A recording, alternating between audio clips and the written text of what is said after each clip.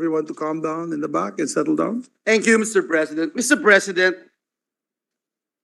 I move that we consider proposed Senate Resolution number 770, taking into consideration proposed Senate Resolution number 774, 775, and 781. This is the resolution expressing the sincere condolences of the Senate on the death of Miguel Mike Castro Enriquez. I so move, Mr. President. There being no objection to the motion is approved, and we ask the Secretary to read the title of the measure. Resolution expressing profound sympathy and sincere condolences of the Senate of the Philippines on the death of Miguel Mike Castro Enriquez, veteran and multi-awarded broadcast journalist, and honoring his contributions to Philippine journalism and mass communications. Mr. President, with the consent of the body, may this representation be recognized to deliver the sponsorship speech. Yes, Majority Leader, please proceed. Thank you, Mr. President. Distinguished colleagues, ladies and gentlemen, I join this august chamber and the entire nation in mourning the death of a legendary and fearless TV and radio anchor and icon of Philippine media, Mr. Miguel Castro Enriquez, popularly known as Mike Enriquez and Mr. Investigador ng Bayan. Dedicated 54 years of his life in the service of the Filipino audience through his work as a journalist and as a broadcaster. More than 5 decades, Mr. President, of a distinguished and stellar career is one great and exceptional feat. At 19 years old, the man from Santa Ana, Manila started in the industry even before his graduation from De La Salle University. He rose from the ranks and became one of the Philippines' most trusted broadcasters and a household name, drawing audiences from every corner of our country. His authoritative and authentic voice, Mr. President, became synonymous with the early evening news as he co-anchored GMA Network's flagship newscast, 24 Oras. Kasama siya ng pamilyang Pilipino tuwing hapunan. At kapag may hindi ka nais-nais na balita, sino nga po ba ang makakalimot sa kanyang linya? Sa linya ni Sir Mike na pasintabi po sa mga kumakain. At, excuse me po, he was, by all accounts, iconic, Mr. President. Mike Enriquez's vast work in TV and radio, including programs such as Saksi, Investigador, Super Balita sa Umaga, and Saksi sa Double B, earned him the trust and admiration of millions of audiences. His hard work and dedication to his craft was also recognized by several award-giving bodies. He was the first Filipino to win the Best Newscaster Award in the Asian Television Awards in 1999. He received numerous awards throughout his career, from other award-giving bodies such as the Golden Dove Awards, Catholic Mass Media Awards, PMPC Star Awards for TV, and ComGuild Media Awards for radio and television, among others. In 2004, Mr. President, his team won the Silver Camera Award in the 2004 United States Film and Video Festival for the documentary Iraq in the Navel of War. Mr. President, today, we not only express our profound sympathy and condolences to the bereaved family, his wife, Mrs. Elizabeth, Tita Baby Yumping Enriquez, his friends, and the entire GMA Network family, but also, Mr. President, we celebrate the life of Mike Enriquez that was well-lived, full of passion, Mr. President, and an inspiration to the legions of young journalists.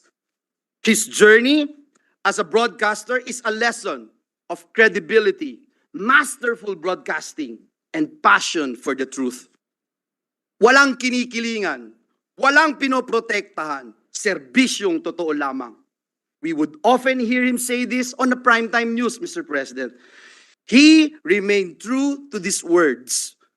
He was a fearless broadcaster who had an unparalleled commitment to independent, impartial, and accurate news.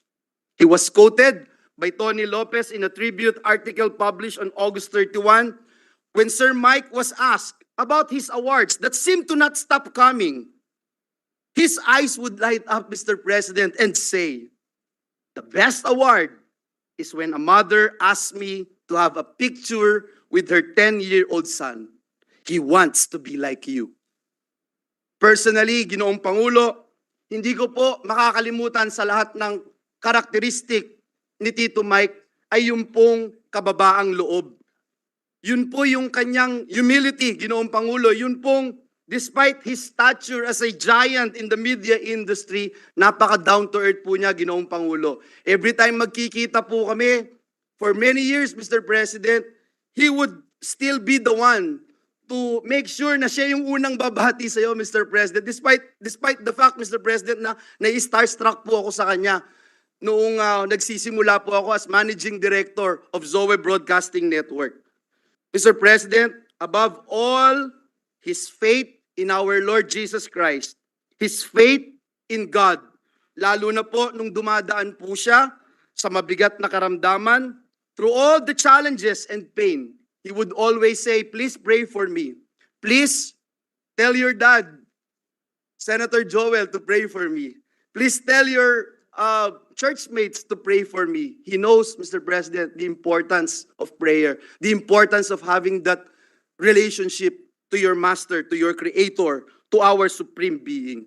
Kaya Ginoong Pangulo, nais po nating sabihin, paalam at taus-pusong pasasalamat sa isang alamat sa larangan ng broadcasting, isang dakilang mamamahayag, at isang tunay na makabayan at lingkod bayan. Maraming salamat, Ginoong Pangulo, and may God bless us all. Maraming salamat, Majority Floor Leader. Mr. President, next to co-sponsor the measure is the distinguished gentleman from the great province of Aurora, no other than Senator Sani Angara. I move that he be The recognized. distinguished gentleman from Aurora, Senator Sani Angara, is recognized. Thank you, Mr. President. Thank you, Majority Leader. Distinguished colleagues, I join the Majority Leader in his very eloquent remarks, but just if I may be permitted to add a few sentences. If it is true that a nation is ruled by morning radio commentaries and evening news broadcasts, then Sir Mike Enriquez was one great statesman for our race. For over 30 years, our days were bookended by his presence on radio and TV. He read the news at night and explained its impact on our daily lives in the morning. And he did it in a manner that generated more light than heat. He was never coarse in his language. He was aggressive in questioning, but never abrasive, and always in pursuit of the truth. He did his homework and showed us that raising one's voice is not the way to elevate a discourse. He articulated our hopes, and with equal passion, our frustrations and fears. He was the Pinoy everyman who congratulated us on our triumphs and said that yes, we can, and comforted us during disasters, assuring us that help is on the way and that with each morning comes hope. His investigador was the Blue Ribbon Committee on television, and Mike, the dyed-in-the-wool green archer that he was, always hit the mark. His arrow never missed. Mike now belongs to the ages, but his voice will echo as a constant reminder of our unfinished business of creating a better, gentler, kinder society and a nation that is great and just. A dream we all share with him. Mike's legacy lives on in the many journalists he mentored, truth tellers he inspired. And these men and women will carry the torch that will cast a light on the truth. You were an influencer, Sir Mike, long before that term came into vogue. Paalam po, Sir Mike, at hanggang sa huli, dala ninyo ang paghanga at respeto ng buong mamamayan. Thank you, Mr. President. Thank you very much, Senator Angara. Mr. President, next to co-sponsor the measure is the distinguished gentleman from the great city of San Juan, no other than Senator Jinggoy Estrada. I move that he be recognized. Our distinguished colleague from San Juan, Senator Estrada, is recognized. Thank you, Mr. President. Mr. President, esteemed colleagues, I rise today to sponsor Senate Resolution 770, expressing profound sympathy and sincere condolences on the death of veteran and multi-awarded broadcast journalist, Mr. Miguel Castro Enriquez, or more popularly known as Mike Enriquez. Mike Enriquez has evolved from a disc jockey at a local radio station. He was then known as Baby Michael for his soothing voice, to becoming a household name because of his trademark expression, distinct style of delivering news, and hard-hitting commentaries. Of course, even kids know Mike Enriquez. Talagang hindi tinantanan ni Mike Enriquez ang pagpapayabong ng kanyang karera at pagiging mabuting halimbawa para sa mga mamamahayag. He has inspired a new breed of journalists to continue serving with unassailable integrity, professionalism, and outstanding work. That beyond his immense distinctions, recognitions, and contribution to the industry, what is truly important is being true to your craft. Ginoong Pangulo, talaga nakakagulat at nakakalungkot ang pagkawala ng isang sandigan at otoridad sa industriya ng pamamahayag sa panahong naglilipana ang disinformation at fake news. Sa may bahay ni Mike, si Mrs. Elizabeth Baby Yumping Enriquez, nakasama po natin ngayon sa Senado. Tanggapin po ninyo ang aming taus-pusong pakikiramay at pagpupugay sa inyong namayapang asawa na nagsilbing inspirasyon sa marami. Maraming salamat sa serbisyong walang kinikilingan, walang pinoprotektahan, walang kasinungalingan at serbisyong totoo lamang. Maraming salamat po, Ginoong Pangulo. Maraming salamat, Senator Estrada. Mr. President, Senator Bongo, who also filed a resolution in this August chamber, would just like to insert into the records his co-sponsorship speech, Mr. President. Thank you. We take note. Mr. President, next to co-sponsor the measure is the gentleman from the great province of Cavite, no other than Senator Bong Revilla Jr. I move that he be recognized. Our distinguished colleague from the province of Cavite, Senator Bong Revilla, is recognized. Thank you, Mr. President. Nakikidalamhati po tayo sa asawa, pamilya, at mga naiwan ng isa sa mga haligi ng pamamahayag sa Pilipinas. Sa kanyang paglisan, nalagasan tayo ng isa sa mga itinuturing na pundasyon ng malayang pamamahayag sa ating bansa. Sa aking kapuso, Mike Enriquez is remembered for his great talent, courage, and passion for his profession. His career spanning 54 years is a testament to this. 5 dekada ng giting at galing. The hallways of GMA7 witness his immense dedication to broadcast journalism. Hindi natinag sa banta ng COVID-19. Patuloy pa na tumaginting ang kanyang tinig sa ating mga telebisyon at radyo upang ipahatid ang impormasyon at balita sa ating mga kababayan. Sa maraming pagkakataon, pinatunayan niyang hindi hadlang ang peligro sa sariling kaligtasan at buhay sa kanyang misyong ihatid ang nagbabagang balita sa mga Pilipino. Not the threat of guns nor the roaring of nature made him cower. The staff of his TV and radio shows would attest to this unwavering commitment to his craft. Kahit may karamdaman na, hanggang kaya pa niya ay tumindig at nagbalita pa rin siya. Kwento nga ng kanyang may bahay, hanggang sa huling yugto ng kanyang buhay, ninais pa po sana niyang makabalik sa trabaho. He looked forward to his recovery so he can return on air to carry on his mission. His mission may have already come to an end, but his legacy will live forever. It is not an exaggeration when we say the Philippine radio and television will not be the same with his passing. Mangungulila tayo sa kanyang tinig, maging sa kanyang mga nakakatawang adlib. Si Manong Mike, maaring nasasamid man minsan sa pagbabalita, pero kailanman ay hindi napipi at nabusalan sa malayang pamamahayag. Isang pagsaludo ang aming paghanga sa tatak ng inyong karera na walang kinikilingan, walang pinoprotektahan at serbisyong totoo lamang. Manong Mike, sabi nga ni Manong Joel, excuse me po, Manong Mike, you are excused. Paalam at maraming salamat po. Hindi po namin kayo malilimutan kailanman. Thank you, Mr. President.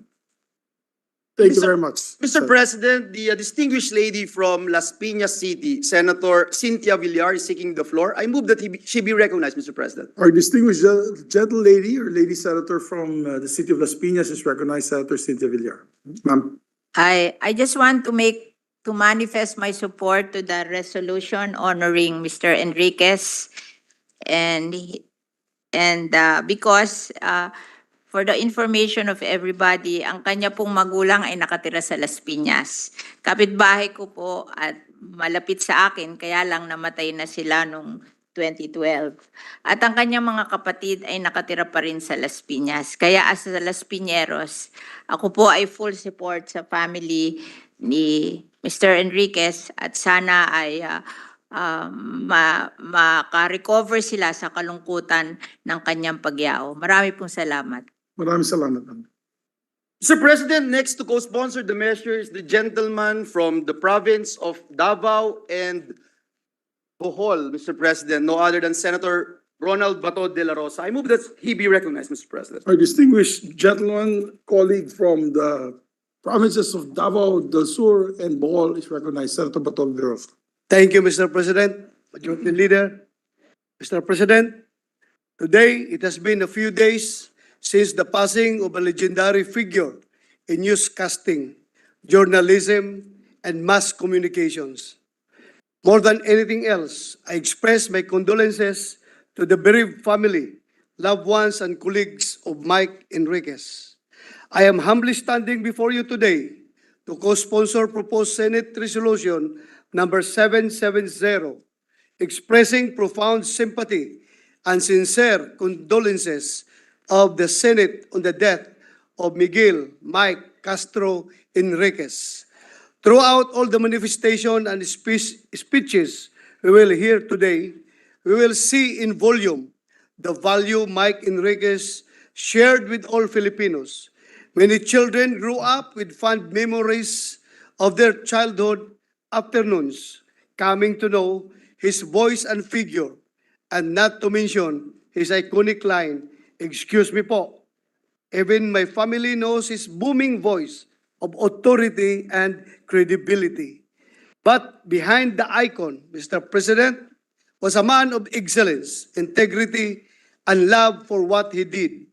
Mike Enriquez was also a loving son to his family. His mother, whom he dearly loved, and his wife, whom he genuinely cherished till the end. It is an understatement to say that he has been through it all.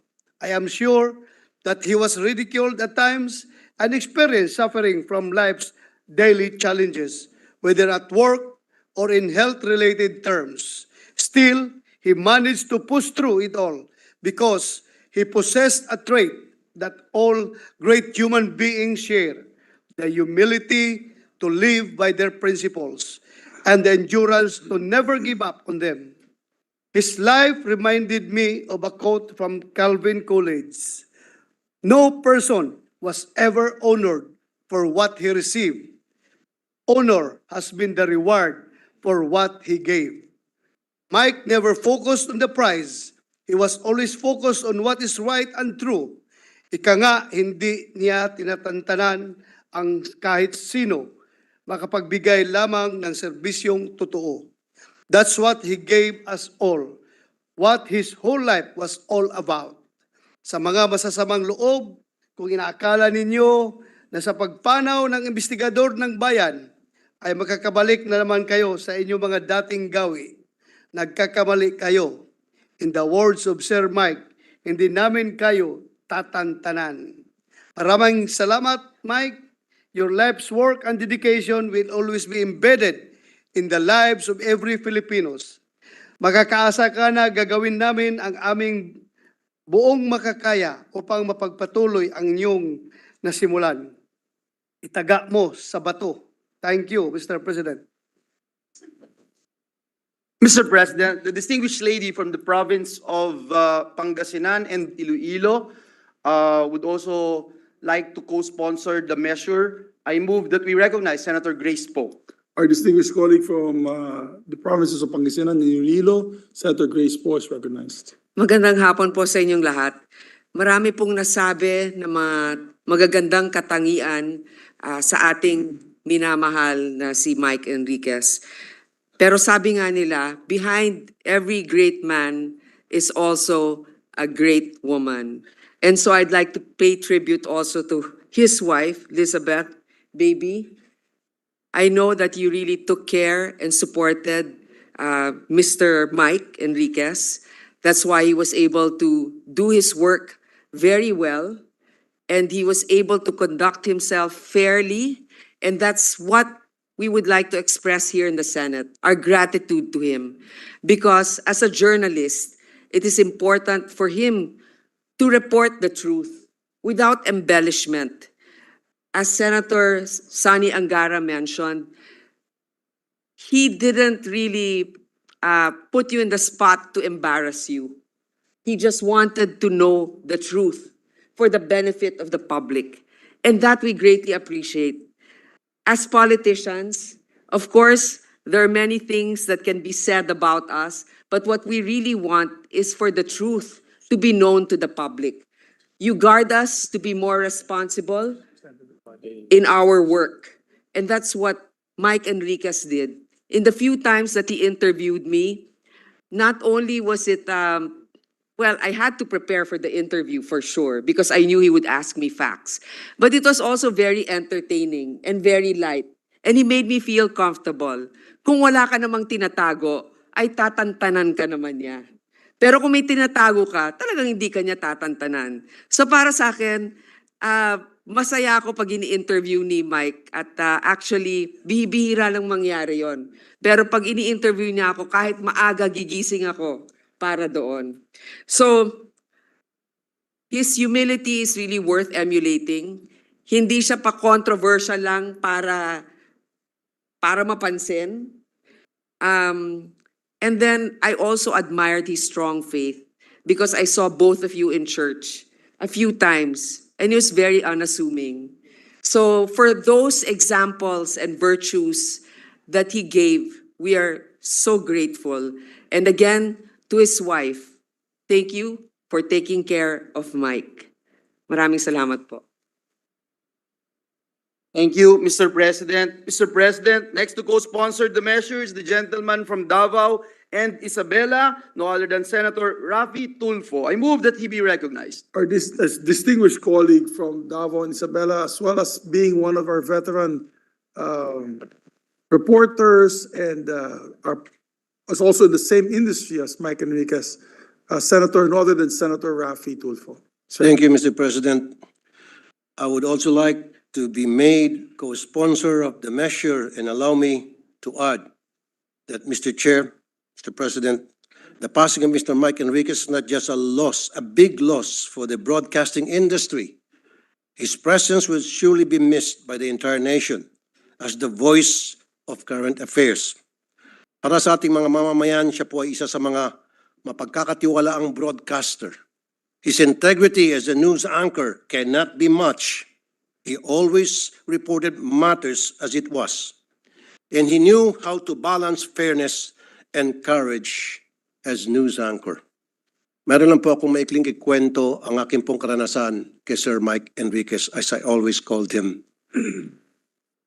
Noong pong, bago pa lamang po akong salta sa media, many years ago, ako po ay naging talent ng CityNet Channel 27 sa GMA7 bilang isang news break anchor.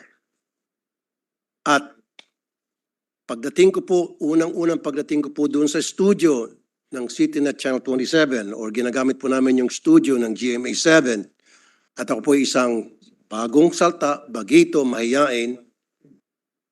Unang lumapit po sa akin ay si Sir Mike to make me comfortable. Ask me a few questions about who I am, saan ako galing, etc. And that was enough na para magkaroon po ako ng kumpiyansa at maging komportable sa aking surroundings.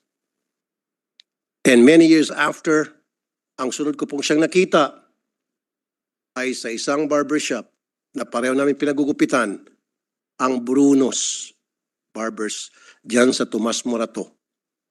And at that time, he was big, he was huge, he was humongous.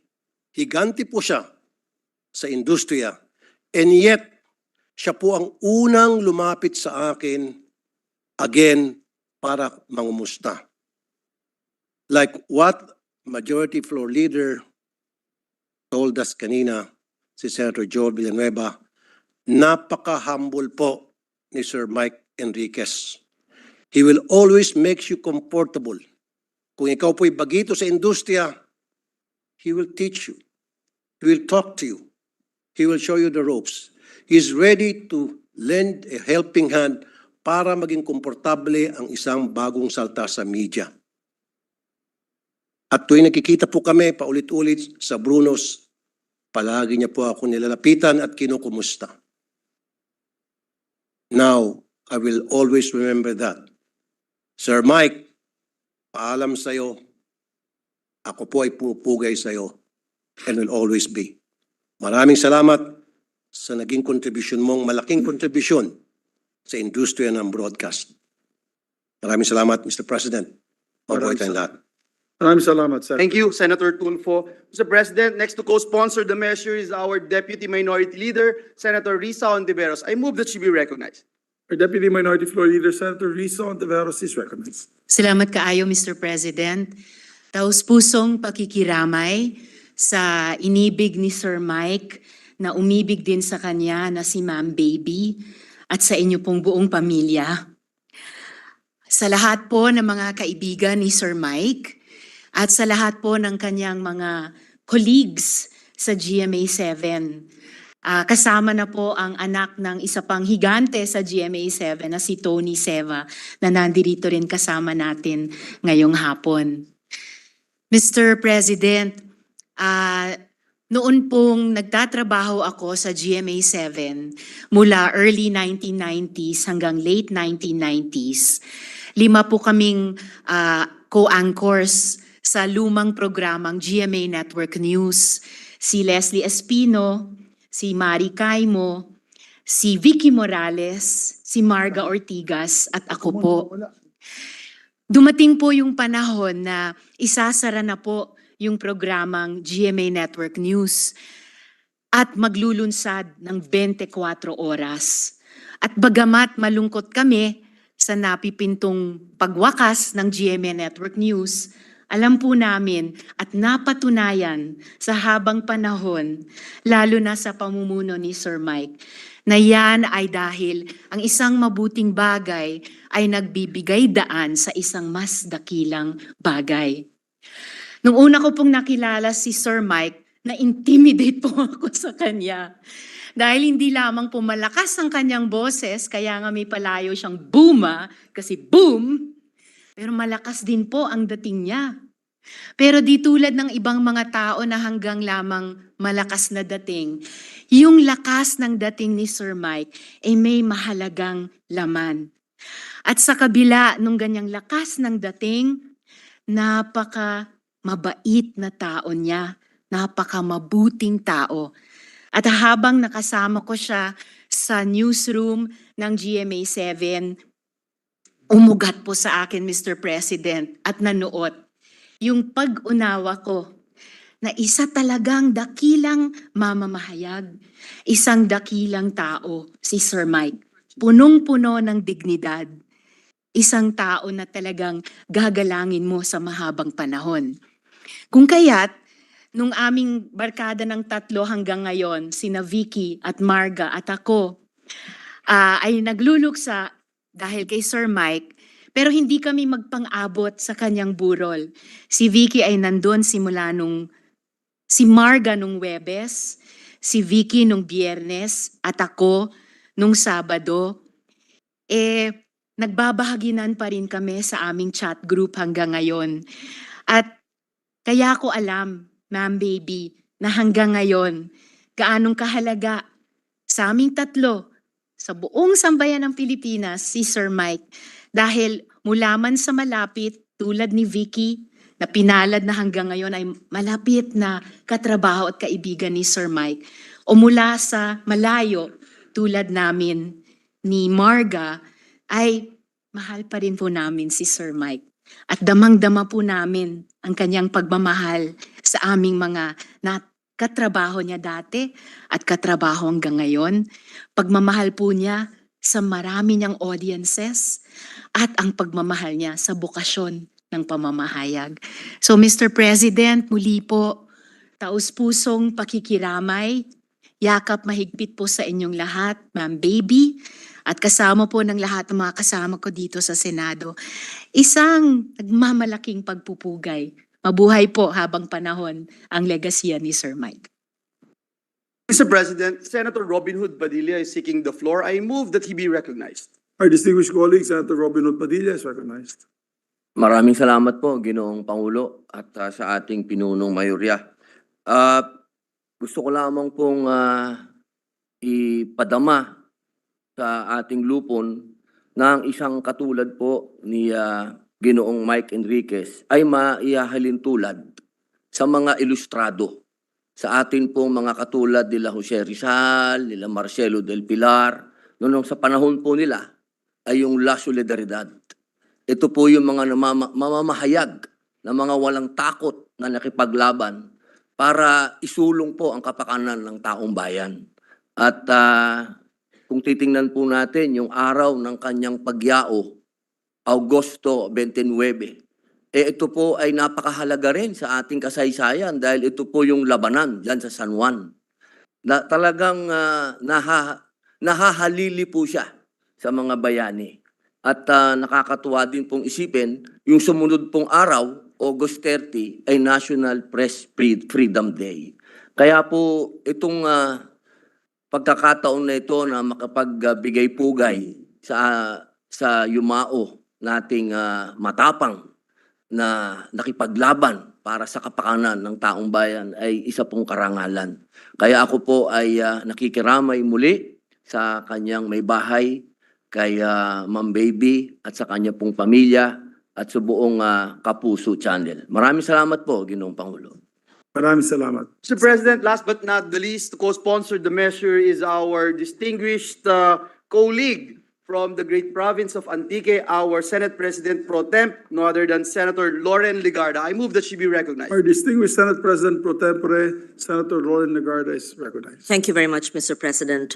Indeed, the news of Mike Enriquez's passing has left us with a profound sense of sadness and loss as former colleagues in the broadcasting industry and as Filipinos, because we know Mike was not just a prominent figure in the field of journalism and broadcasting, but also a well-loved personality who touched many lives. He had complete staff work and really exercised this kind of work ethic and research. And he had integrity, as we all know, a rarity these days. He also exhibited a sense of humility despite his booming voice and presence and despite his stature. And he always spoke the truth, our truth. So I extend my deepest sympathies to his widow. And I discovered that they don't have children, so she has her nephews with her, to the whole family, friends and colleagues. Hindi ipapahayag ng mga salita kung gagaano tayong lahat ay may kalungkutan na marinig ang tungkol sa pagpanaw ni Mike Enriquez. Ang kanyang pagkawala ng isang taong pinapahalagan natin ay hindi madali. At naisip ko lang kung gaano ito kasakit para sa kanyang pamilya at sa kanyang mga kasamahan sa GMA7. Mangyaring malaman na ikaw ay nasa aking isip, ay panaligan sa napakahirap na oras na ito. And as former colleagues in the industry, even while we were in different stations, I can say that there was never any inch of competition. He had always been very professional and I would say even as a friend. So I would like to associate myself with the views of my distinguished colleagues on the passing of a great man in journalism and broadcasting. Thank you. Thank you very much. Mr. President, Thank you. Senator Pia Cayetano from the city of Taguig and Pateros would also like to co-sponsor the measure. I move that she be recognized. Our distinguished colleague from the city of Taguig and Pateros, Senator Pia Cayetano. Yes, thank you, Mr. President. I just want to extend our heartfelt condolences to the family. As a very young senator and very new in politics, Mike Enriquez really was a beacon of hope for a new politician like me because he was very professional and very kind.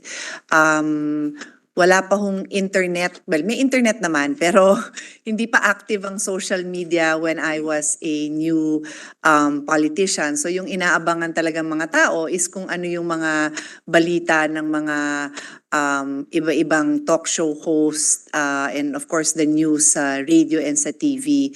But I have to say, Mr. President, like many of our colleagues have stated today, coming from the mouth of Mike Enriquez, always professional, always respectful. Yung bang gusto mo ring mapakinggan din ng anak mo? Yung bang kung mangarap maging pumasok sa larangan ng media ang anak mo, yun ang mga klaseng taong gusto mong makita nila at makilala nila. So he is a great loss to the country, but I always want the family to know that this person had an impact in the lives of many, not just media personalities, but also politicians like us. And that includes myself and my brother, Alan Cayetano. So condolences to the family. Thank you. Yes. Mr. President. My dear colleagues, if I may be allowed, before we act on the measure, I would just like to also share that his passing, first of all, from all the speeches that we've heard today and all the experiences that we've had with Sir Mike, he truly is iconic. His passing is a great loss to the nation and to the millions of Filipinos who would watch him day in and day out. Many times you would start the day listening to him on the radio on your way to work. And in the evenings, when you end your day, you watch him on the news. Ganun ka-iconic at ganun ka-halaga no ang mga ang buhay niya sa napakaraming kababayan natin. We truly mourn his passing. And as he approaches the gates of heaven, parang naririnig ko po ang boses ng ating Panginoon. Pasok! Mike Enriquez. Yan lang masasabi ko na yung apo na to para maalala naman natin ang magagandang ginawa po ng ating mahal na Mike Enriquez. Muli, pasok, Majority Leader, at tapusin na natin ito at bigyan ng karangalan ang ating kababayan na si Mike Enriquez. Maraming salamat, Ginoong Pangulo. Ngunit bago po tayo maghain ng formal na motion, nais ko pong ipahayag, Mr. President, that a lot of our colleagues wanted to be co-author and co-sponsor of the measure. May I move, with the permission of the body, that all members of the Senate be made co-authors of this resolution. I so move, Mr. President. There being no objection, all members are made co-authors and co-sponsors of the resolution. Mr. President, no other member wishes to interpolate or propose amendments to the measure. I move that we adopt proposed Senate Resolution number 770, taking into consideration proposed Senate Resolution number 774, 775, and 781, subject to style. I so move, Mr. President. There being no objection, proposed Senate Resolution number 770, taking in consideration proposed Senate Resolution numbers 774, 775, and 781 is hereby adopted by the Senate. Thank you, Mr. Therefore, President. We'd now like to ask for a minute suspension and request the family to approach the podium to receive the adopted Senate Resolution number 88. Therefore, session is For a minute suspended for 1 suspension, minute. Mr. President. Thank you.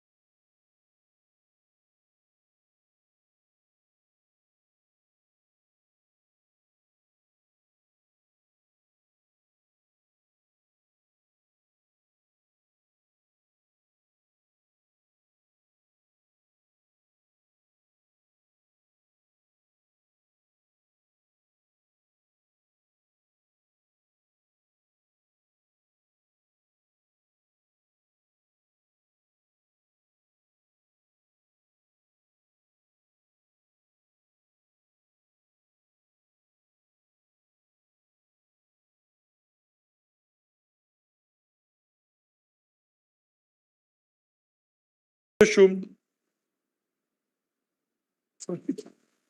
Ano sabi niya okay na? Iba pa na.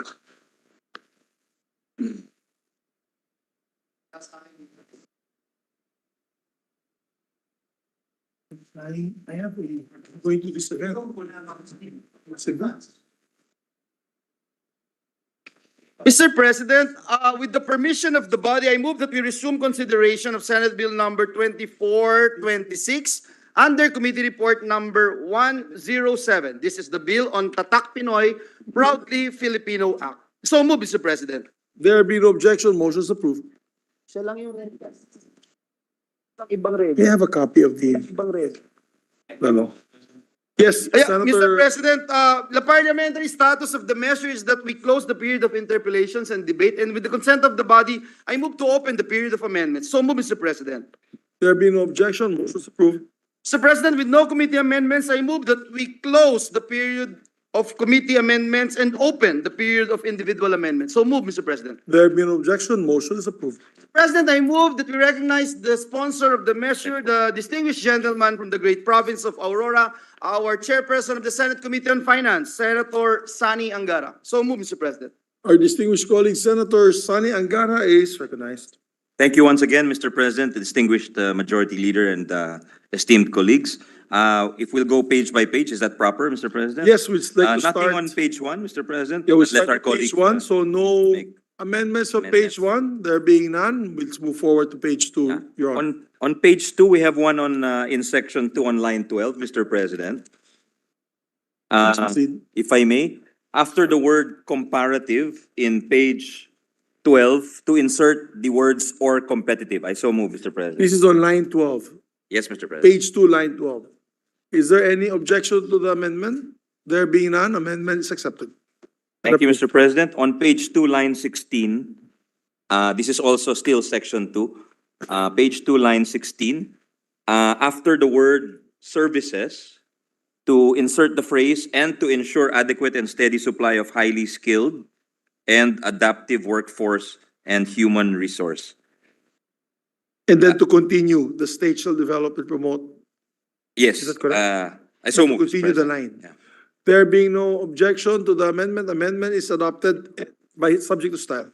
Thank you, Mr. President. On line 17, also page 2, after the article the, insert the word knowledge. So move, Mr. President. There being no objection, motion is approved. Moving on to page, page 2 still, lines 21 and 22. To delete that phrase, the phrase, all government agencies and instrumentalities, and to replace it with the phrase, the Government Procurement and Policy Board, GPPB.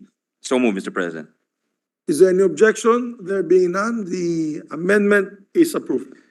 Thank you, Mr. President. On line 22 and 23, delete the phrase within their respective spheres, they, and replace it with government agencies and instrumentalities. So move. There being no objection to the amendment is approved. Mr. President, on page 3, line 8, after the word innovation, to insert the phrase as well as human resource development. And in the same paragraph on line 11, after the word education, to insert the phrase and training. And in the same section on line 14, after the word commercialization, to insert the preposition of. So move, Mr. President. There being no objection to the amendment is approved. Now moving on to page 4, Mr. President, line 13, after the word products, to insert the phrase and services. And in the same section and same line, line 13, after the word materials, to delete the word and still on the same line, after the word supplies, insert the phrase services and intangible assets. And in line 16, after the word Philippines, delete the word or. And on line 18, after the word Philippines, delete the rest of the proviso until the word applicant located on page 5, line 19. Maybe we could read Yeah, How and it to will insert a respond. new subsection 3 and 4, I'll read it after I read the subsection, Mr. President, as Yeah. you instructed. Subsection 3, services refer to the delivery of value or intangible products through skills, expertise, labor, or some form of knowledge-based activity. 4, intangible assets, which refer to properties without physical existence, such as goodwill, brand equity, intellectual properties, patents, trademarks and copyrights, computer software, licensing, research and development, products of the creative industry, among others, As may be necessary, the TP Council shall issue guidelines on the conditions, standards, and criteria in classifying products or services as Philippine products or services. So move, Mr. President. There being no objection to the amendment is approved. Thank you, Mr. President. On page 6 and 7 of the committee report, to delete the whole paragraph G. So move, Mr. President. There being no objection to the amendment is approved. Thank you, Mr. President. On page 7, line 16, after the word tourism, insert the phrase migrant workers. And in the same paragraph on lines 18 and 19, delete the phrase the chairperson of the Securities and Exchange Commission, SEC. And on page 8, line 2, after the word to delete the word reconstitute and replace it with the word expand. So move, Mr. President. There being no objection, amendments approved. Thank you, Mr. President. Now to moving on to section 5. This is on page 9, line 17. After the word proposed, to insert the phrase executive issuances and. So move, Mr. President. There being no objection, amendments approved. On page 9, line 23, to delete the phrase industry policy issues and replace with the phrase issues relevant to economic complexity and increasing the diversity, sophistication, and quality of Philippine products and services. So move, Mr. President. There being no objection, the amendment is approved. Thank you, Mr. President. Next is page 10, line 4, to insert a new paragraph L and to renumber the succeeding subsections accordingly. And the new paragraph L shall read, L, coordinate with education agencies, relevant interagency bodies involved in human resource development and industry for the continuous improvement of the education and training system towards ensuring adequate and steady supply of highly skilled and adaptive human resources to realize the priorities and strategic goals of Tatak Pinoy. So move, Mr. President. And the letter L in the original draft will now become This new letter to be New replaced letter, by this yeah. new letter L, Mr. President. Thank you. there being no objection, the amendment is approved.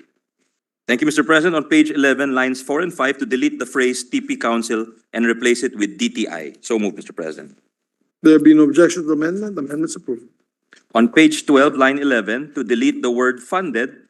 In the same paragraph, on lines 12 and 13, to delete the phrase established under Section 4 of this Act and replace it with the phrase and approved by the President of the Philippines. So move, Mr. President. There being no objection, amendment's approved.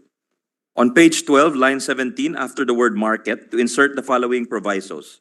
Provided that in approving the TPS, the President may expand from existing pillars identified under this Act. Provided further that the President shall ensure coordination and collaboration among TP Council members. And after this, to insert a new proviso to read as follows, the TPS shall be submitted for approval by the President within 8 months after the effectivity of this Act and is subject to mandatory review pursuant to Section 10 hereof. So move, Mr. President. There being no objection, amendments approved. Before we take up the other amendments, on number 12 of your amendments, on page 12, line 11, delete the word funded. Did you raise that, Your Honor? We might have missed that. The insertion of to delete funded. Ba? Delete the word Yeah, funded. we so move to delete the word funded, Mr. Okay. President. Thank you. Thank you. Just to be sure. Thank you very much, Mr. President, for the eagle eyes.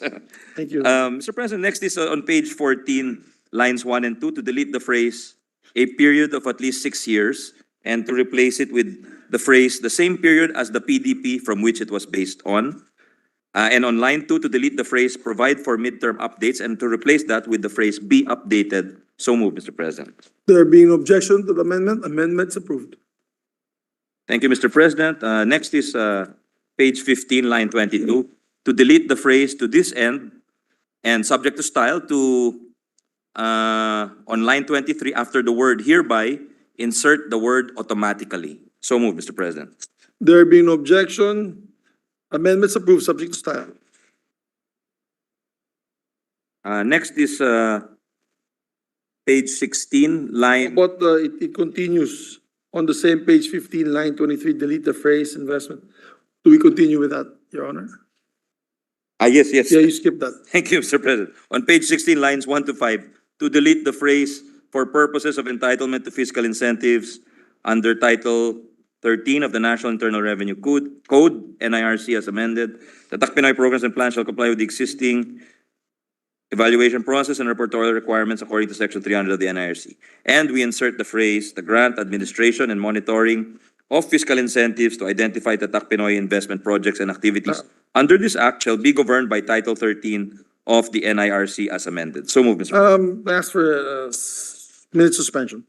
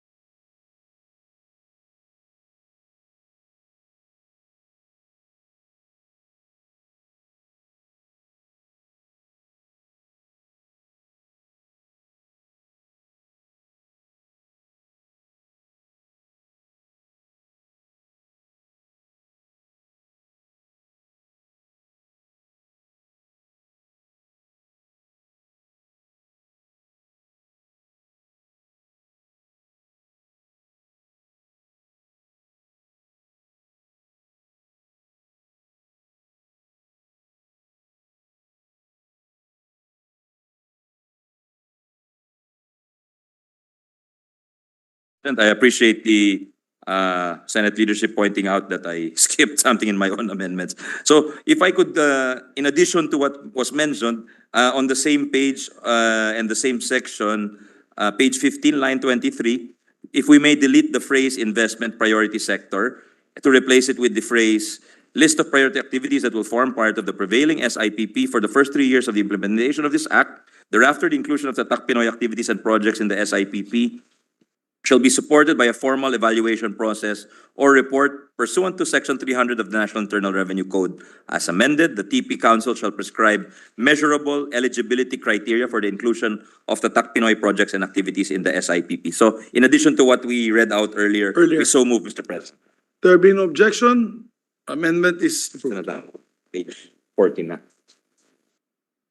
Next is on page 16 of the committee report, Mr. President, after line 17, to insert the following paragraphs. The TP Council shall ensure that each pillar takes into consideration the environmental impact, sustainability, and intergenerational responsibility of the policies, programs, projects, and activities that are covered in the TPS.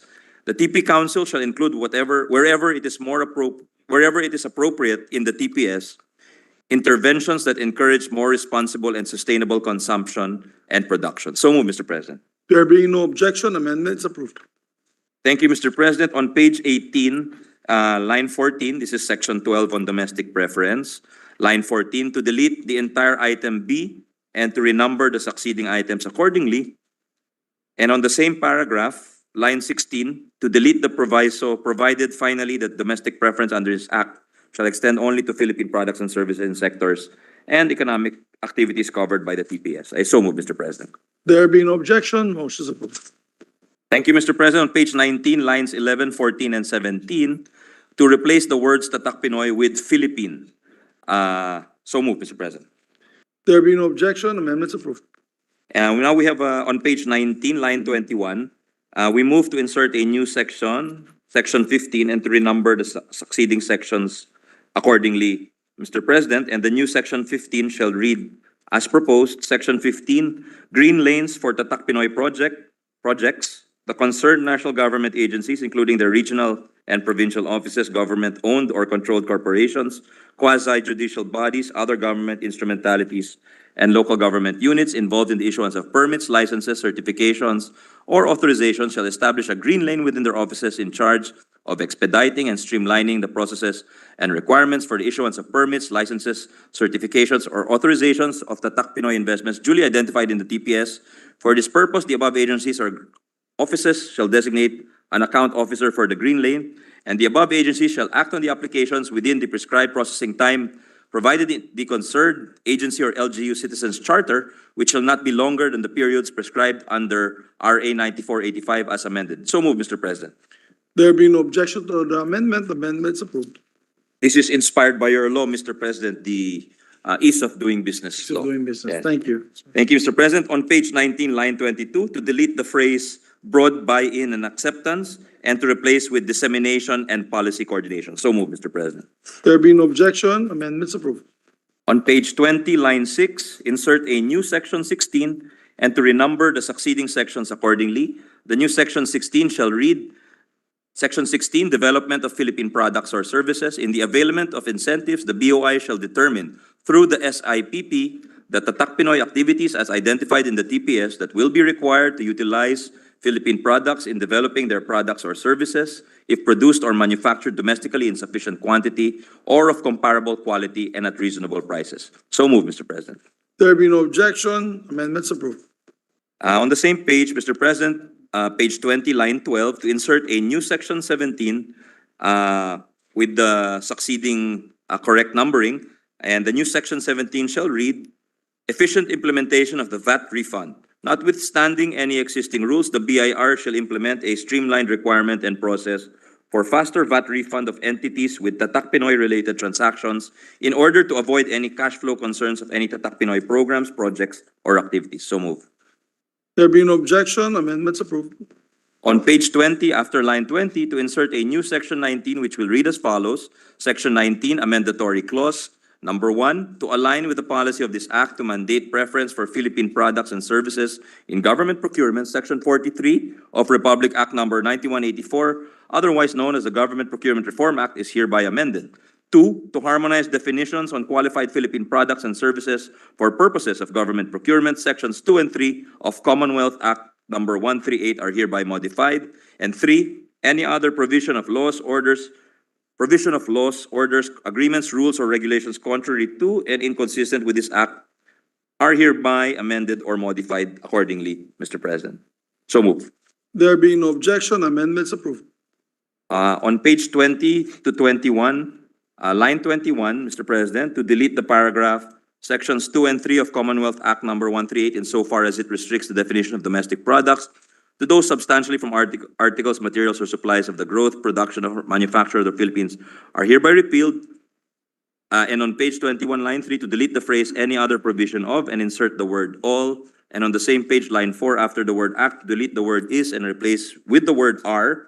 And on the same line, line 4, after the word repealed, to delete the phrase amended or modified accordingly. So move, Mr. President. There being no objection to the amendments, amendments approved. No other amendments. Thank you very much for your patience, Mr. President, and to our colleagues and the Majority Leader. Thank you very much, sir, distinguished colleague. Yes, Mr. President, while our colleagues will be waiting for the clean copy, Mr. President, may I move that we suspend consideration of Senate Bill number 2426 under Committee Report number 107. So move, Mr. President. There being no objection to the motion, motion is approved. Can I move for a minute suspension, Mr. President? Session suspended.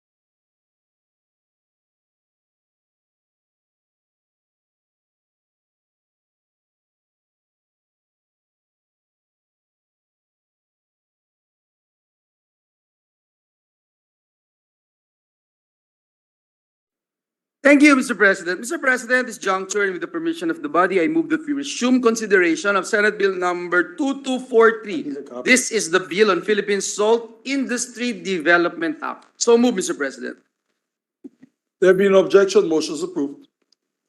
Mr. President, the parliamentary status of the measure is that we are in the period of individual amendments, and with the consent of the body, I move that we resume the period of individual amendments using the amended copy of this, the said measure dated September 5, 2023 as our working draft. I so move, Mr. President. There being no objection to the motion, motion is approved. As for minute suspension, Mr. President, as some of our colleagues are asking for a copy. Yes, maybe we can just. Okay, now, we're okay now, Mr. President. Yeah.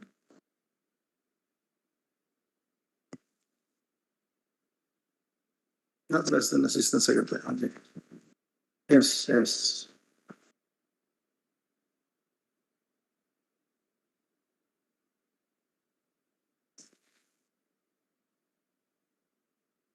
Thank you, Mr. President. Mr. President, I move that we recognize the distinguished sponsor of the measure, Senator Cynthia Villar. So move, Mr. President. Our distinguished sponsor, Senator Cynthia Villar, is recognized. Thank you, Mr. President. On the clean copy, may I introduce the following individual amendments? Yes, please proceed, ma'am. An omnibus amendment which shall replace all the adjective marginalized by the words subsistence and small in the phrases marginalized, cooperative, association, farmers, and fisher folks. I so move, Mr. President. There being no objection to the amendment, amendment's approved. On page 2, line 5, section 3, Senator Ligarda will introduce the definition of artisanal salt. So may we ask Senator Ligarda, may we recognize Senator Ligarda to make the definition of artisanal salt. Session suspended.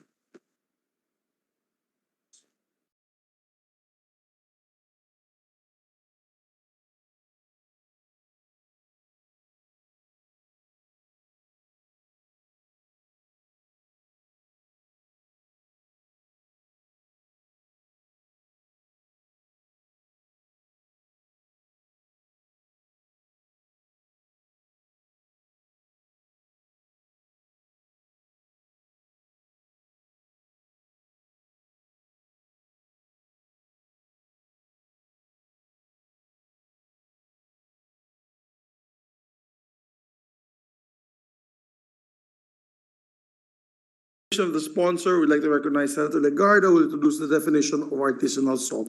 On Thank page you, 2, Mr. line President. 5, section 3. Thank you, Mr. President. I was requested by the sponsor to craft a definition of artisanal salt. So it's artisanal salt refers to unrefined salt derived directly from a living sea or ocean using traditional methods, period. It retains natural traces of minerals coming from seawater and is produced by traditional or community-based enterprises. As simple as that. I hope that is consistent with the Is it with acceptable to the sponsor? I accept the definition. Subject to style, the amendment, there being no objection, is accepted. We just like to ask Senator Ligarda to proceed to provide the Secretariat with the exact wordings, subject to style. Please proceed, Senator Villar, our sponsor. On page 2, line 7, section 3, delete the phrase "and animal." I so move, Mr. President. There being no objection, amendment is approved. On page 3, line 22, section 4, delete the phrase "as required under the Asin Law" and "the," and replace with the phrase "and shall have the."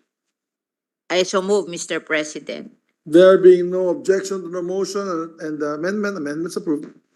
On page 5, line 14, section 5, insert an anterior proviso which shall read, provided that the respective agencies may designate their permanent representatives whose rank shall not be less than an assistant secretary, subject to style, Mr. President. I so move. This is the Zubiri amendment. Mr. President, yes, I have no objection with that, Mr. President. It's just that there's an anterior amendment that we laid on the table yesterday, Mr. President. So Yes. we would like to Please, find out if proceed. we can again Will move, it affect, Mr. will it President. affect this No, amendment? No, no, Mr. President, of So course maybe not. we can take up, just Yes. approve this amendment Yes. and go back. Can we, Ah. we join, Mr. President? okay. Yes, It's the same section, but another, Yeah. so, we'll go just ahead. approve this Yes. one, and anyway, it will not affect your amendments. There being no objection to this amendment, which I proposed yesterday, there being none, amendments approved. Thank you very much. Moving back to an ulterior amendment. Yes, Mr. President, I'm not sure if the distinguished lady from Taguig and Pateros is on page, mine is page 5 between lines 2 and 3. I'm still page 4. Oh, page 4, Yeah. you can. Actually, it's not an amendment, but an observation that the Senate President made, I think, and I'm not sure if it was also manifested by the majority floor leader, that in many laws that we've passed with many number of representatives making up a council, they can never make a quorum. Yes. So, so that was left hanging. I'm not aware if that was resolved. And Is ako it naman now? We approved it now, Madam. what? Senator Pia. We just approved the. No, correct. Pero Your Honor, I don't know if that has been addressed also. Sorry, I don't know if that addresses it frees up the time of the secretary. But as to all of these people attending, whether USEC pa yan o ASEC, I think there are still problems like that existing. So this may be a unique proposal. It's not yet a formal amendment. We can suspend for a minute if you want. But I don't know, is it possible for them to convene without a majority? Because it's ridiculous that they cannot meet if people keep, if they cannot meet the majority. So I don't know, I leave that up to the sponsor. It's just an observation. Kung okay lang sa sponsor na, kasi this is 13, so you will need 7 members. So I can leave it at that. Nagbibigay lang ako ng suggestions kasi naawa ako sa dami ng naririnig ko na hindi nag-meet dahil hindi nabubuo ang quorum. Mr. President, if you're gonna ask me, I don't like many members, but if it's the wish of the floor, I will not object. Maybe we can table that, ask the Senator Pia to just craft the wordings, simple majority. We do that in this committee level. The committee Yeah. level, we have, the committee, we have a rule. At least 1/3, something, at least 1/3 of the membership may. Mr. President, ba't ako magka-craft? I just pointed out, I just made an observation. No, what is your wish in terms of Wish. number? I am just sharing Oh, I see. What do you think? I'm sharing my observation, but yeah, if the body's interested, I would suggest that It really is a problem.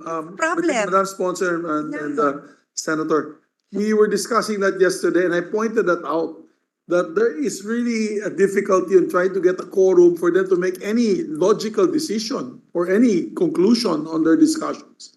So, Mr. President, may I suggest that we bring down the number that will comprise a quorum? yeah. Yes, Yes. that's perfect. That may Okay. yeah. Ganun na lang baka Maybe we'll just craft a line Yeah. and maybe we can ask your staff, ma'am, while we're taking up the other amendments. Okay. We can ask the staff to craft a line that it does not necessarily need to have 1/2 + 1. Okay. So, So please proceed, ma'am, on your item number 6. Mr. President, it's probably sorry. this representation. Majority Yeah. leader. Yeah, this is on page 5, between lines 2 and 3, insert a new item, letter I, Secretary of the Department of Labor and Employment. That is the proposal of this representation, Mr. President. I accept. Thank you, Mr. President. Thank you, dear colleagues. Thank you very much. Duly accepted by the sponsor for amendments accepted. Okay. Now the number, when you have a council for voting purposes, it's now 14. Yes. So 14, no? for 13, if Pia was, Senator Pia said earlier that it was, so now it is what, 15? So it is an even number, so it's all right. Tama? So, My distinguished colleagues. Meron, no? ilan ba? Tama, di ba, Erlang? Session suspended. Ano, tama?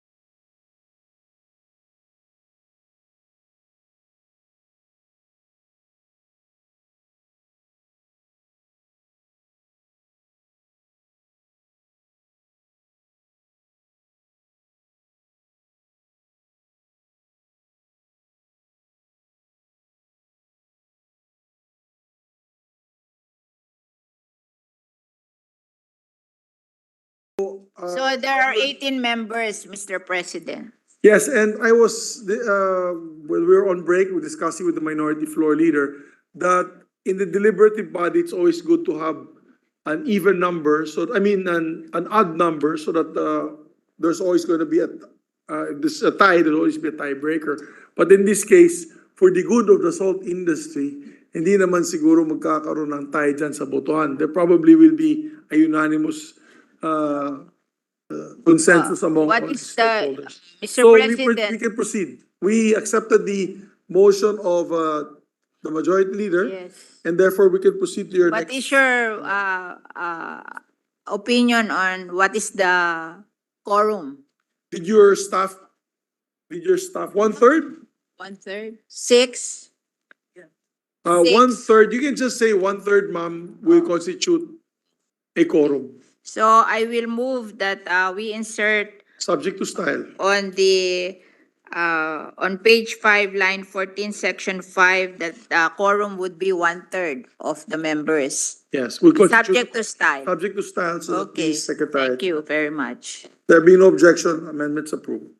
Please On- proceed, ma'am. On page 7, line 18, section 9, the word agencies only refers to National Mapping and Resource Information Authority or NAMRIA. Hence, the word agencies be replaced with the word agency. I so move, Mr. President. There being no objection, amendments approved. On page 13, line 20, after the word act, replace the comma with a period and insert the statement, the BIFAR shall institutionalize the development of salt industry program as a regular program funded by the General Appropriation Act and shall cover the interventions that are not included for funding by the SIDPSEF. I so move, Mr. President. There being no objection, the amendments approved. On page 16, section 23, delete lines 1 to 5 and replace with the following. Section 23, importation of salt. Every person, natural or juridical, engaged in the importation of salt shall first secure clearance for said transaction from the following agencies. The DOH FDA for iodized salt, DA-BIFAR for non-iodized food-grade salt, and DA-BIFAR for non-food grade salt. I so move, Mr. President. There being no objection, amendments approved. On page 18, line 20, section 28, after the word NFRDI, delete the colon and replace it with a period and lower the word provided to start a new paragraph. I so move, Mr. President. There being no objection of the amendment, amendments approved. On the title, Sorry, Mr. President. Madam Sponsor, I had a anterior amendment I missed because you moved to page 18. Mine is on page 15. So we can just, we approve this one on item number 9, and we just go back to your ulterior amendment. Secretary, Senator Pia? rather? Yes, on page 15, line 18, after the word information, insert the phrase promotion of locally produced salt to local and international markets. We can accept. No? We accept, Mr. President. Thank you very much, Thank Madam you. Sponsor. There being no objection to the amendment, amendments accepted and approved. Your last amendment, ma'am. On my last amendment, on the title, Mr. President, delete the phrase "and for other purposes." I so move, Mr. President. There being no objection to the motion and amendment is approved. Okay. Congratulations. Si ano hindi na siya mag-amen? Si Coco. Is That's it. Senator Pimentel not amending anymore? Yes, our dear Minority Floor Leader is recognized.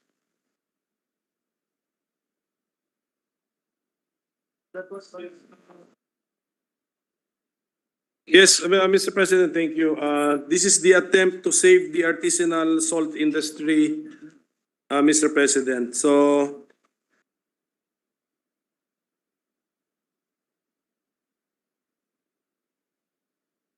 just a minute suspension, Mr. President. Session suspended.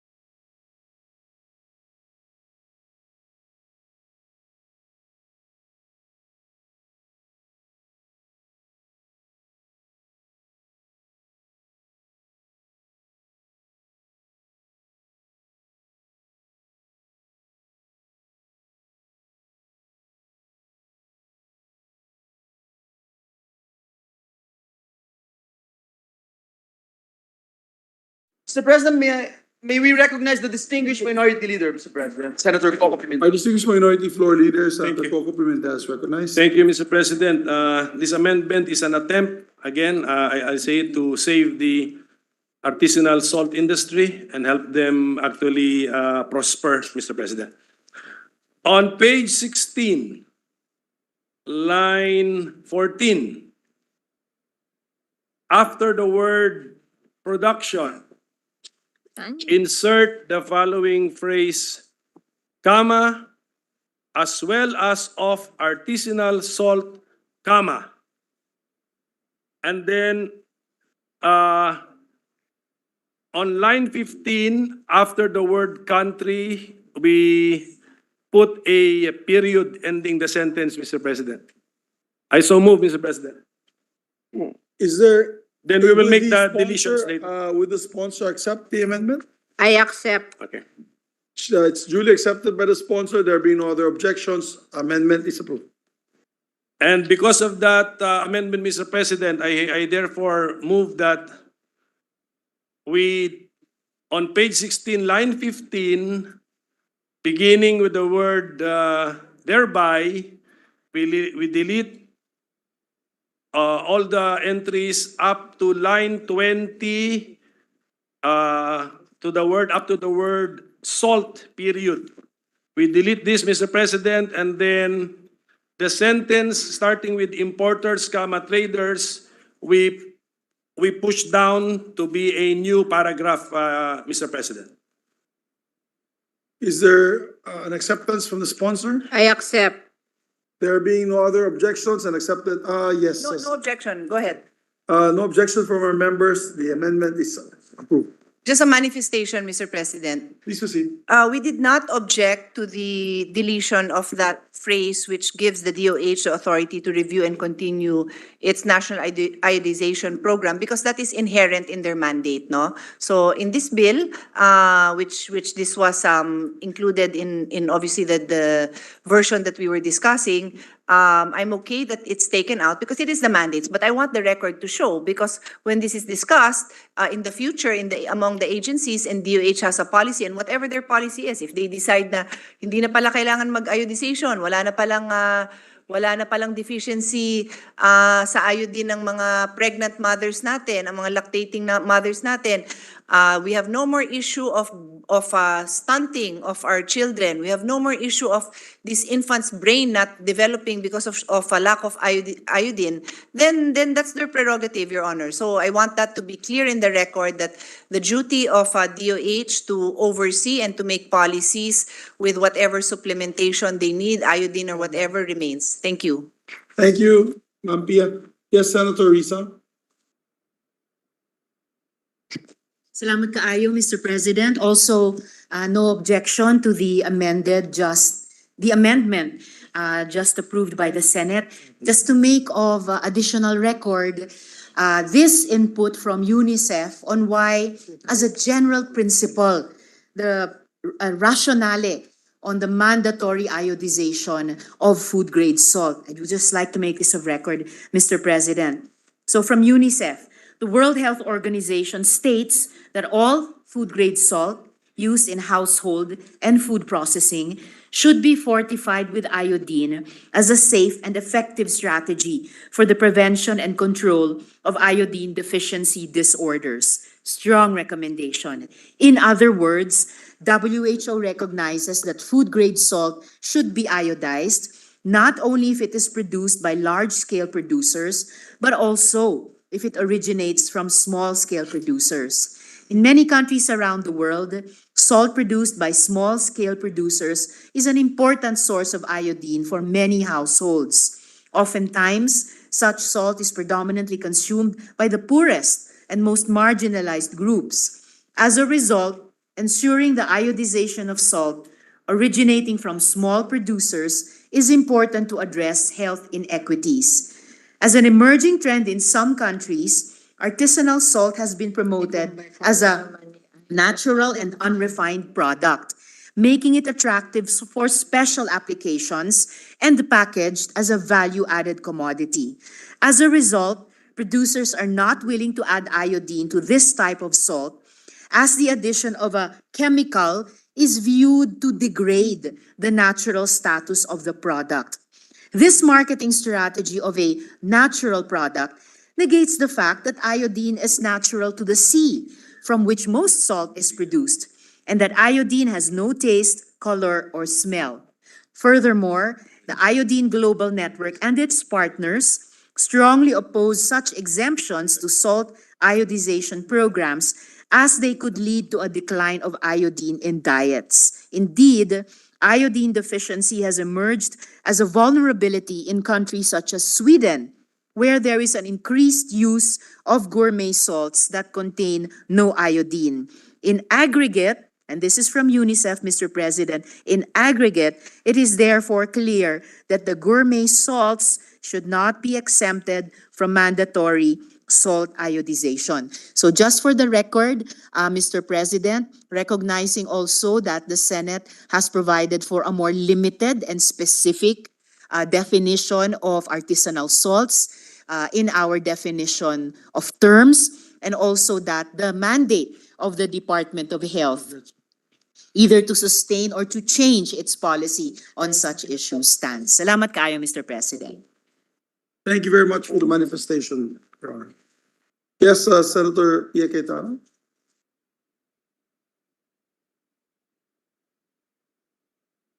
Mr. President, can I ask the sponsor to revert to Section 23? Because there was an amendment that we did not agree upon, and I did not notice that it was changed. This is Section 23 on the importation and exportation of salts.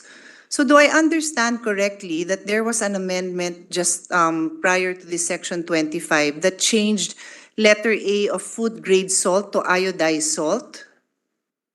No, Section 23 is we remove the exportation of salt. That's the amendment. So can the whole section be read, please? Section 23, importation and exportation of salt. We remove the exportation of salt. So importation of salt. No person shall import without first securing a permit from the following agency, DABFAR and DA. You're reading from the amendment. Okay. This amendment. This is the amendment. Importation of salt. Every person, natural or juridical, engaged in the importation of salt shall first secure clearance for the said transaction from the following agency: DOH FDA for iodized salt, DABFAR for non-iodized food grade salt, and DABFAR for non-food grade salt. So, Mr. President, that is the problem. Because we agreed in principle that we will continue to ensure that food grade salt is iodized. Yung artisanal lang yung ine-exempt natin. So now, if the permit for importation is only for iodized salt, edi pinilusot natin, as is happening now, lahat nung salt na hindi iodized, edi nawala na ho yung program. Yun ho ang napag-usapan natin na continue tayo dyan, yung artisanal salt lang ang i-exempt. No, when we talk of artisanal salt, we're talking of export, di ba? And local. Yes, and that is all we agreed Pero, upon. talaga naman, when you import salt in the Philippines, the practice, hindi naman iodized yung ini-import eh. Dito rin ina-iodize sa Philippines eh. Yes, and that is precisely why the term that should be here is food grade salt. So that namo-monitor nga po. Pag sinabi mong iodized lang, edi wala nang pakialam ang FDA sa mga pumapasok. Precisely why the term food grade salt should be retained in letter A. And DOH FDA for food grade salt.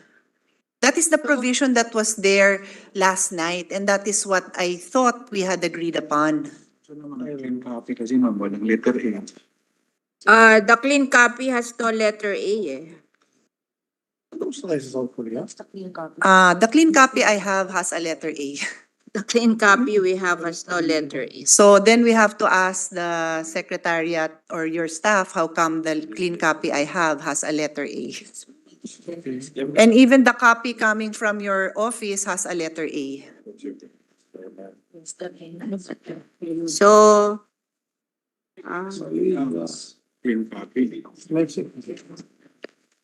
Section 23. So we're going to go through the next bill. can you flash the section 23 from the clean copy? Yes, Kasi we'd sa like amin to ask the wala letter A secretary. eh. Secretary, please, flash on the screen the section 23. the It's whole clean section. copy as of September 5, 2023.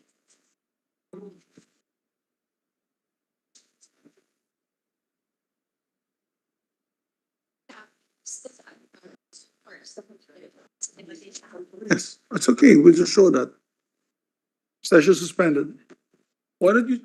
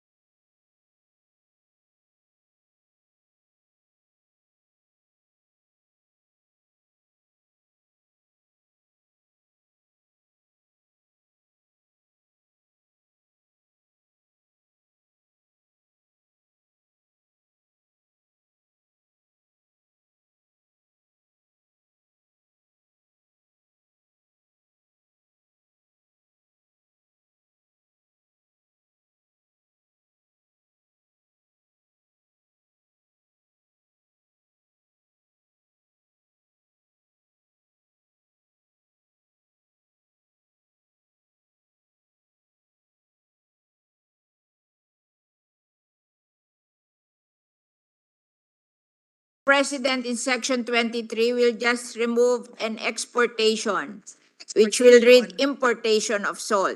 And we will adopt the original one, except that we will put A and B rather than B and C. Madam Okay. Sponsor, This or is it that? Wait. Madam Sponsor, we'll have to put proper order to this. We will have to move for its reconsideration of Okay. that particular motion amendment or that particular section. So the motion is to reconsider amendments to section 23. Is that Yes, correct? yes. There being no objection, motion's approved. Okay. Before we proceed, may I just ask, I'm very confused. Is this the existing wording? Because earlier her honor was saying there is no letter A, and there's another version that starts with the word no person. So may I just know? No, this is the amended, this is the one adopted The earlier. latest, yeah. So this is what we have on the floor now. Yes, Oh, because we okay. adopted it later, Okay. earlier. Her honor is also saying remove the word exportation. There's no word exportation. Meron is- eh. Madam Senator Pia, the top portion was what we amended. That's what we added. The lower portion is the original one as of yesterday. No, so the top portion is what is on the table. Yes, which we Okay. accepted earlier. Can I just read it? Every person, natural or juridical, engaged in the importation of salt shall first secure clearance for said transaction from the following agencies: A, DOH, FDA for iodized salt; B, DA, BFAR for non-iodized food grade salt; and C, DA, BFAR for non-food grade salt. May we hear now the amendment? Because her honor said something about removing the word exportation, which Yes. I cannot find. No, Yeah. because it was, she removed it already, ma'am. So that's not on the table anymore. It's already removed. Yeah, it was already removed. Okay. There's nothing for exportation. Okay. Okay, so are there still any amendments? Yeah, so the amendment that I have been moving for your honor is to change the phrase, the words iodized salt in letter A to food grade salt. Yeah, we're adapting the original. Can I read it so you might agree with it? What's the original? Ah, So we are changing to no person again? no, importation of salt. No person shall import without first securing a permit from the following agencies. A, DABFAR and DOH FDA for food grade salt. And B, DABFAR for non-food grade salt. The DOH, FDA, and DABFAR are hereby mandated to harmonize and streamline their processes. Period. So in other words, Madam Sponsor, you are going to revert back to the original section, just removing the word importation. Yes, Say exportation. Exportation pala, exportation. Okay? Okay, so we're now reverting to it's just reworded a different way. But may I know from her honor, why do we need DA and BFAR for food grade salt? Because as far as I know, for food grade salt, it's DOH and FDA. When it's No, for we just human want- consumption. We just want to have a record of how much we are importing. Okay, Okay. thank you. Okay, I am okay. I have no objection to the latest version, Your Honor. Thank you. So therefore, the new amendment that she proposed, our sponsor proposed, is the one below with the a deletion of those words. Everyone here is in agreement. There being no objection to the amendment. Amendment is approved. Okay. Secretary, subject to style, Secretary, please make sure that you capture the right amendment. Okay, wala na si... Mr. President, with no other amendments, I move to close the period of individual amendments. So, Finally. Mr. President. Finally, this bill on the salt of the earth is finally going to be approved. So there's a motion by the majority floor leader to approve this on second reading. No, Is closing closing, period of sorry, individual closing. amendments. There be no objection. Period of amendments is closed. Thank you, Mr. President. Mr. President, with the permission of the body, I move that we approve on second reading Senate Bill number 2243. I so move, Mr. President. There being no objection to the motion, the majority floor leader, Senate Bill number 2243 is approved on second reading. Congratulations. Thank you, Mr. President. Mr. President, I move that we suspend consideration of Senate Bill number 2243. There being no objection, motion is approved. I move for a minute suspension, Mr. President. Session suspended for 1 minute.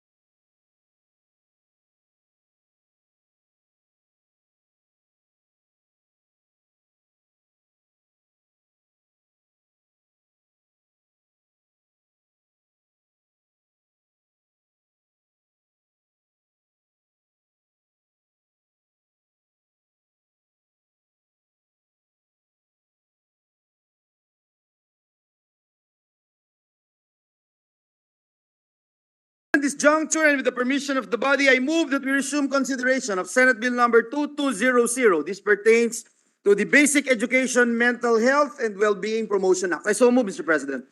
There being no objection to the motion, motion is approved. Mr. President, the parliamentary status of the measure is that we are in the period of individual amendments. And with that, Mr. President, I move to resume the period of individual amendments using the amendment copy of the bill dated August 29, 2023 as our working draft. I so move, Mr. President. There being no objection, motion is approved. Mr. President, this juncture I move that we recognize the sponsor of the measure, the chairperson of the Senate Committee on Basic Education, Senator Sherwin Gatchalian, for his individual amendments. Our distinguished sponsor, Senator Sherwin Gatchalian, is recognized. Thank you, Mr. President. And first of all, I would like to thank Senator Pia Cayetano for her interventions, and truly it made the bill much more cohesive in terms of concepts and objectives. So let me start off, Mr. President, on page 2, line 1 of the amended copy as of August 29, 2023, as released by the Bills and Index Service. My dear colleague, can we go page by page? Is there any amendment on page 1? There being none, please proceed to page 2. Page 2. On page 2, line 1 of the amended copy as of August 29, 2023, as released by the Bills and Index Service, after the word program, insert the phrase, and other health and wellness activities, including sports, including sports-related programs. I so move, Mr. President. Is there any objection to the motion? Chairing none, motion is approved. On page 3, line 27, delete the phrase, enable other associated, and replace with the word promote. I so move, Mr. President. There being no objection to amendment is approved. On the same page, and line number, after the word behaviors, insert a comma and the phrase habits and activities. I so move, Mr. President. Underline what line? Same line, line Same 27. line, okay. There being no objection to the motion, amendments approved. On page 6, lines 5 to lines 5 to 9, delete the lines starting from the word the until the second word provided. Then insert the clause, provided that the DepEd, in consultation with the Philippine Council for Mental Health and other stakeholders, shall provide a general framework as discussed. So move, Mr. President. There being no objection to the amendments approved. Dear sponsor, do you have a could you give us copies of the amendments? So I can, you just wrote it. Yeah, Mr. President, we just wrote it because we agreed with the the sponsor or the proponent who made the amendment, Mr. President. Meron ba tayo? Okay. Mr. President, there are only 5 amendments, actually. Sorry about that, Mr. President. Okay lang, okay lang. Sige, let's proceed, Mr. Sponsor. Thank you, Mr. President. And this is the last amendment, Mr. President. On page 8, line 1, insert a new paragraph to be read as follows. It shall likewise develop a scholarship program for in-service teachers to earn 18 units of courses in guidance and counseling or psychology to qualify as mental health associates should they opt to apply for such positions. I so move, Mr. President. There being no objection to the amendment, amendment is approved. That's it, Mr. President. Thank you very much, my distinguished colleague, dear sponsor. Mr. President, with no other amendments, I move to close the period of individual amendments. There being no others who want to amend the measure, and with the motion of the majority leader, no, that being objected to, the period of amendments is closed. Mr. President, with the consent of the body, I move that we approve on second reading Senate Bill number 2200. I so move, Mr. President. There being no objection to the motion, Senate Bill number 2200 is hereby approved on second reading. Thank you, Mr. President. Congratulations to the sponsor Congratulations to the sponsor. and the authors. Mr. President, this juncture, I move that we suspend consideration of Senate Bill number 2200. There being no objection to the motion of the majority floor leader, the consideration is suspended.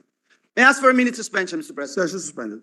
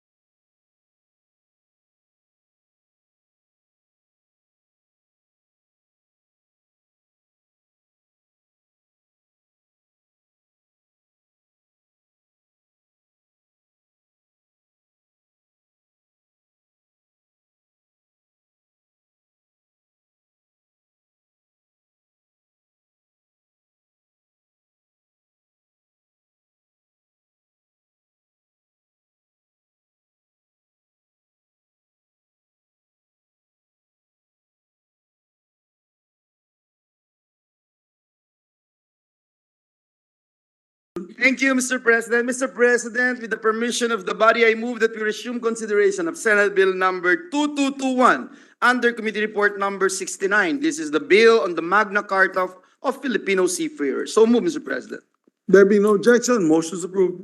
Thank you, Mr. President. Mr. President, the parliamentary status of the measure is that we are in the period of interpellations and debate. With that, I move to resume the period of interpellation and recognize the distinguished gentleman from the province of Isabela and Davao, the sponsor of the measure, Senator Rafi Tulfo, and to interpellate our minority leader, Senator Coco Pimentel. So move, Mr. President. Our distinguished sponsor, Senator Rafi Tulfo, is recognized together with our minority floor leader, Senator Coco Pimentel.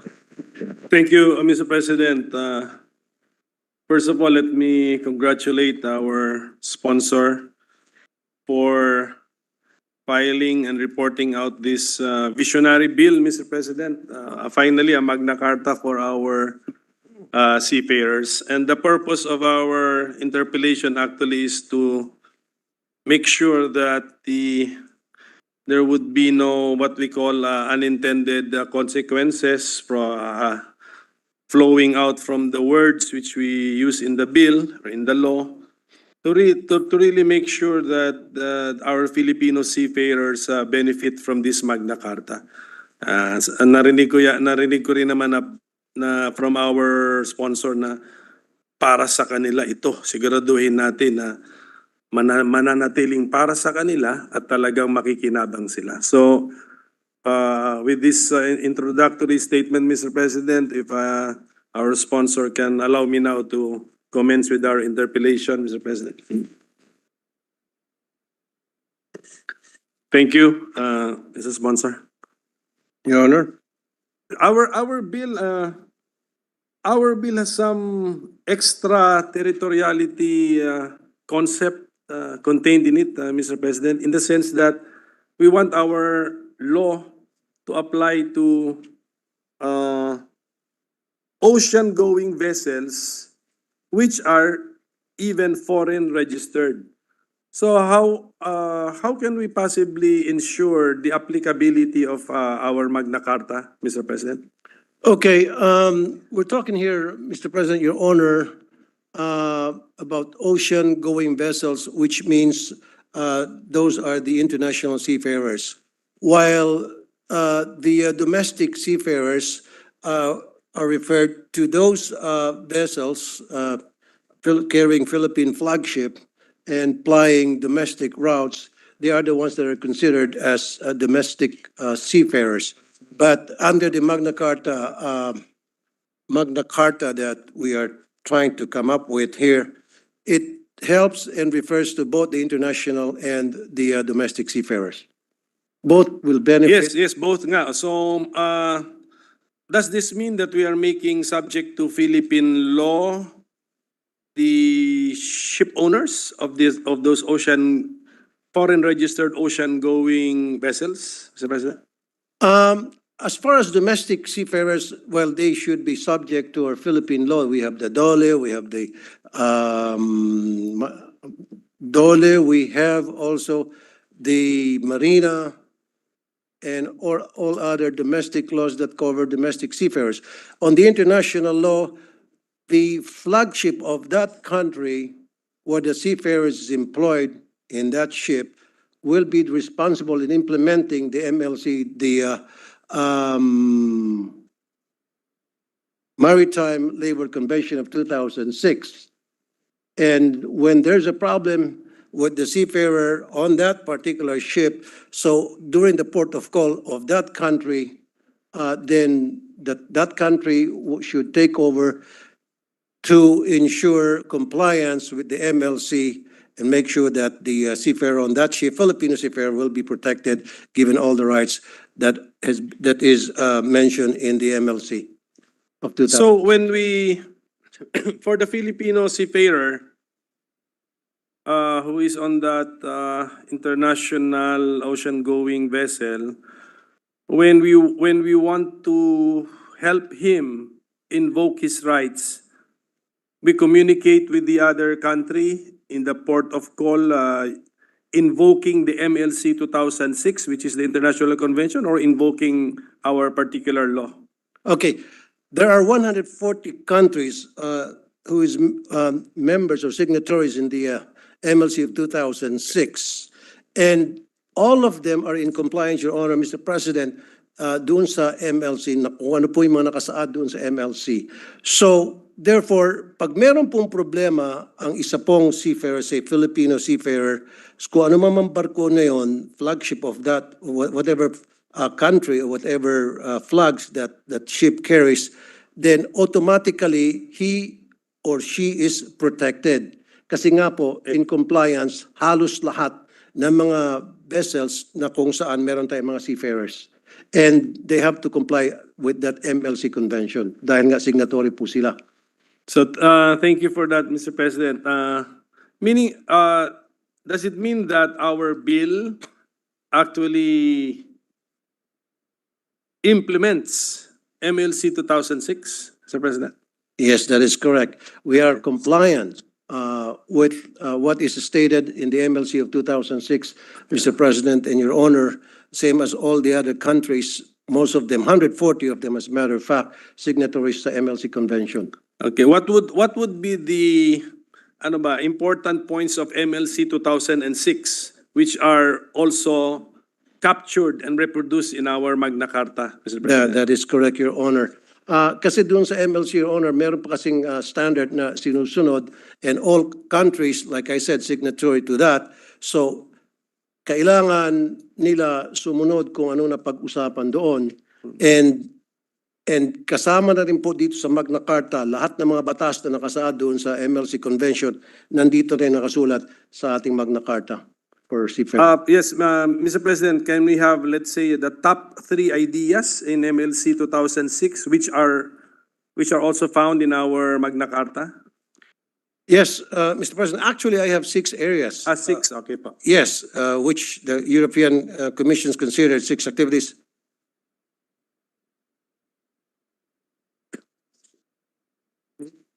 Okay, hold on, Mr. President. Baka sinasabi ng napatabi ko.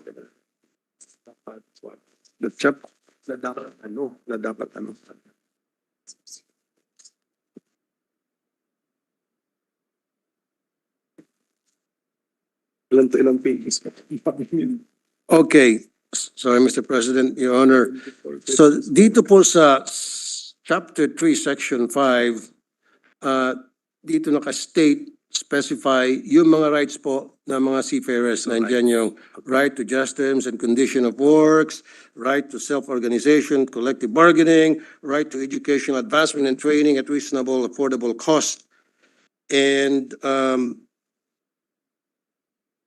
rights to information of seafarers' family, of next of kin, etc. So at least yung MLC 2006 enumerates or lists down rights of seafarers. And did we make sure that all of those rights mentioned in MLC 2006 are reproduced or restated in our Magna Carta? 100%? Wala tayong inomit? 100%? At meron din ba tayong dinagdag sa ating Yes, local Mr. version? President. Opo. Well, whether we like it or not, it's automatic that we have to adapt whatever stated on the MLC convention because we are a member of that, Mr. President. We are signatory to that, and so we have to abide to it. But we have added something on it para naman doon sa ating mga local seafarers. So para local. pinagbubuo. So kasi Mr. President, kung tayo magpo-focus lamang para sa ating mga international seafarers, then para may discrimination naman, para naman yung ating mga domestic seafarers. So pinagkaisa na yon dito sa Magna Carta for Seafarers. But the MLC 2006, which is an international agreement, is meant to govern international as well as domestic seafarers of the state parties? That is correct, Mr. Okay, so President, Your Honor, sir. Okay, so what was our approach in our bill, Mr. President? Did we lift the wording of the MLC 2006 and then we restated it in the Magna Carta? Because takot ako sa ganyang approach because we might incorrectly restate, because the easier version would be for our bill to refer to MLC 2006, if that is our intention, that we will simply reproduce rights found in MLC 2006 in domestic law. Like I said, Mr. President, Your Honor, since we are a member country of the MLC Convention and we ratified back in 2012, so lahat po ng provision na nakalagay doon sa MLC, we should be in compliance to that, and we should abide with that kung ano man yung nakasulat doon, ano man napagragihan doon. So, therefore, dito sa ating Magna Carta, it goes without saying na lahat na nakasulat doon, matik na Reproduce po natin pala. Apo. Exactly, Mr. So yun yung approach natin.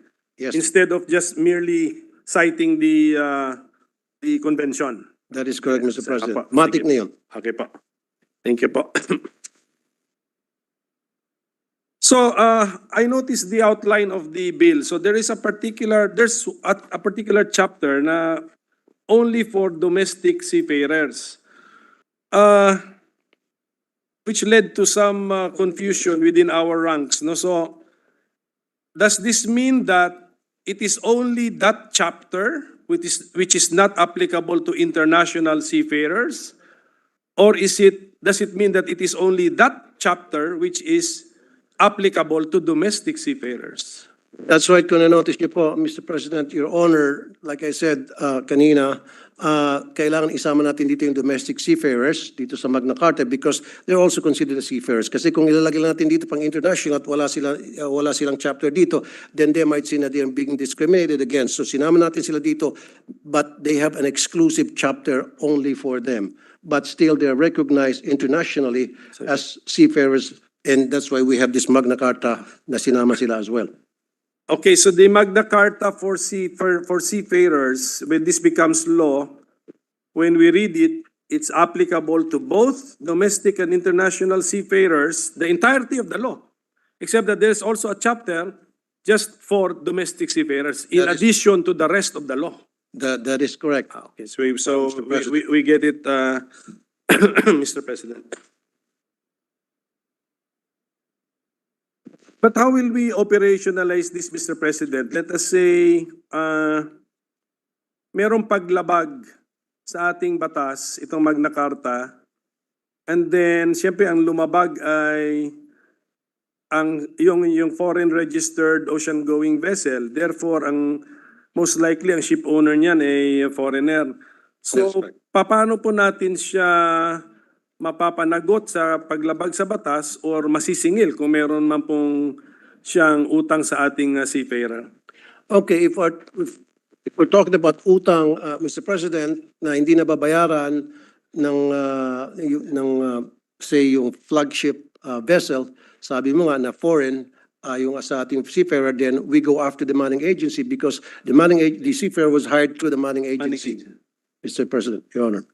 Okay, so the manning agency naman is definitely based and present here in the Philippines. Ganun po ba yun? That is correct, Your Honor, Mr. President. So ahente siya. That is the agent of the principal, who is the ship owner. But then what is their liability, Mr. President, under the law? Kung may paglabag ng batas, yung solidary ba ang liability ni ship owner at saka ni manning agent or agency? That is correct, Mr. President. Kung ano yung liability ng ship owner, ganun din yung liability ng manning agency. Both of them are liable doon po sa kung anumang paglabag o anumang pwedeng may claim ng ating seafarer against them. Automatic yun. Yun ang automatic. Automatic po yun, Automatic. Okay po. Mr. President. Ngayon po, ito pong sa hearing po ba natin sa panukalang ito, meron bang nag-oppose sa ating panukala? Wala, Mr. President, pero doon sa technical working group, I talked to several stakeholders, kasama na dyan yung DMW, kasama yung OWA, kasama yung NLRC, kasama yung mga malalaking union. At first, meron pong mga pagtututol and then they told me ahead of time na ayaw nila ng tinatawag na escrow provision. As escrow. Yeah, and when I told them na hindi magkakaroon ng escrow provision, yung Magna Carta for Seafarer, this bill, that they make some suggestions na para naman in exchange doon sa escrow na provision na para wala pa rin talagang escrow. So, the thing here, Mr. President, na naintindihan ko po kung bakit marami sa mga agency na nagre-request kailan malagyan ng escrow kasi malaki ng kalugian daw nila. Umabot as a matter of fact to 2-point-something billion pesos yung mga nanalo sila pagdating sa Supreme Court sa kaso. And so, pag kailangan ng magbalik ng pera, ang seafarer, wala na silang pera, doon sila nagkakalugi. And then these manning agents are telling na kung ganun rin lang, there's that possibility na ito mga ship owners might no longer hire Filipino seafarers as a result. So, ang nakikita ko talaga, the root of the problem really is the ambulance chasers. So dito sa Magna Carta natin, it will be focusing more on how we can stop these ambulance chasers from operating and victimizing our seafarers. Your Ito po ang ating bill, draft ng bill natin.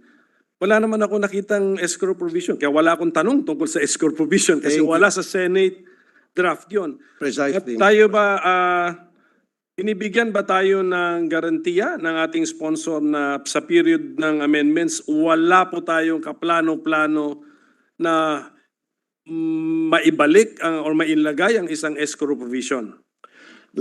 Like I said earlier, Mr. President, naintindihan ko po kung bakit maraming gusto magkaroon ng escrow provision dyan. In fact, the Congress version would say that there should be an escrow provision to protect naman siguro yung business interest ng mga ship owners, maging yung mga manning agencies na later on kapag patuloy silang nalulugi, hindi sila nakapag-claim or hindi sila nababayaran after na manalo sila sa Supreme Court, then there's that possibility na they might withdraw their interest in hiring Filipino seafarers.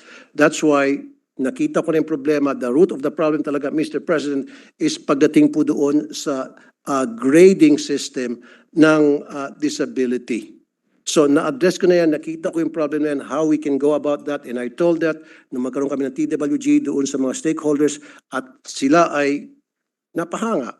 Sila ay nag-suggest at the same time, and then we talk about the way na para masiguro na wala talagang escrow. Zero, nada, zip. Tama po yun. At I will confirm that. Sa inaral ko na version natin, walang escrow. Wala. So, But at the same time na hindi rin po malulugi yung mga manning agency. We also have to protect their interests. We also have to protect their business. Kasi po, they were there to make money para magkaroon ng negosyo. Pero ayaw na natin sila na mabankrupt naman or ayaw natin sila na umatras later on just because tulad ng tingin nila sa atin. I mean, tingin nila sa atin na pag kinuha namin itong mga seafarers na Pilipino, baka magbibigyan sakit sa ulo. So why hire them? We should be hiring other seafarers from other countries na lang. Pero dito sa Magna Carta natin, doon sa period of amendments, I will show you how we'll do it na zero talaga yung escrow provision. Wala talaga. Zero, nada, zip. Hapa. Kaya nga, if we don't amend it towards putting that, wala talaga eh. So tama, this representation agrees with the bill in the sense. And I already promised that to Senator Riza on the various and I'll stand by it at talaga until the end. Yes. Wala talagang escrow. But then our sponsor has mentioned that he has found the solution. It's in the grading system of disability. Wala pa ngayon dyan. It will be introduced in the period of amendments. Exactly, Kasi Mr. President. wala rin ako na-encounter na ganun po sa Correct. pag-aaral ko. Doon sa period of amendment, it will be explained how are we gonna do it and make it possible na hindi magkakaroon ng provision and yet both sides hindi lugi. Hindi lugi yung ship owners, hindi lugi yung seafarers. Nasa gitna tayo at everybody happy. Ika nga. Thank you. It's the compromise, but it is not about the escrow system. Okay. Salamat po. Pagdating po sa definition, sa coverage, medyo ako lang po, this representation ay parang nagtataka ako bakit natin in-exclude po ang fishing vessels. Kasi na-encounter ko ang DMW sa DMW Act may definition ng seafarers, kasama po ang ating mga fishers. Ang term yata na ginamit doon, fishers. Opo.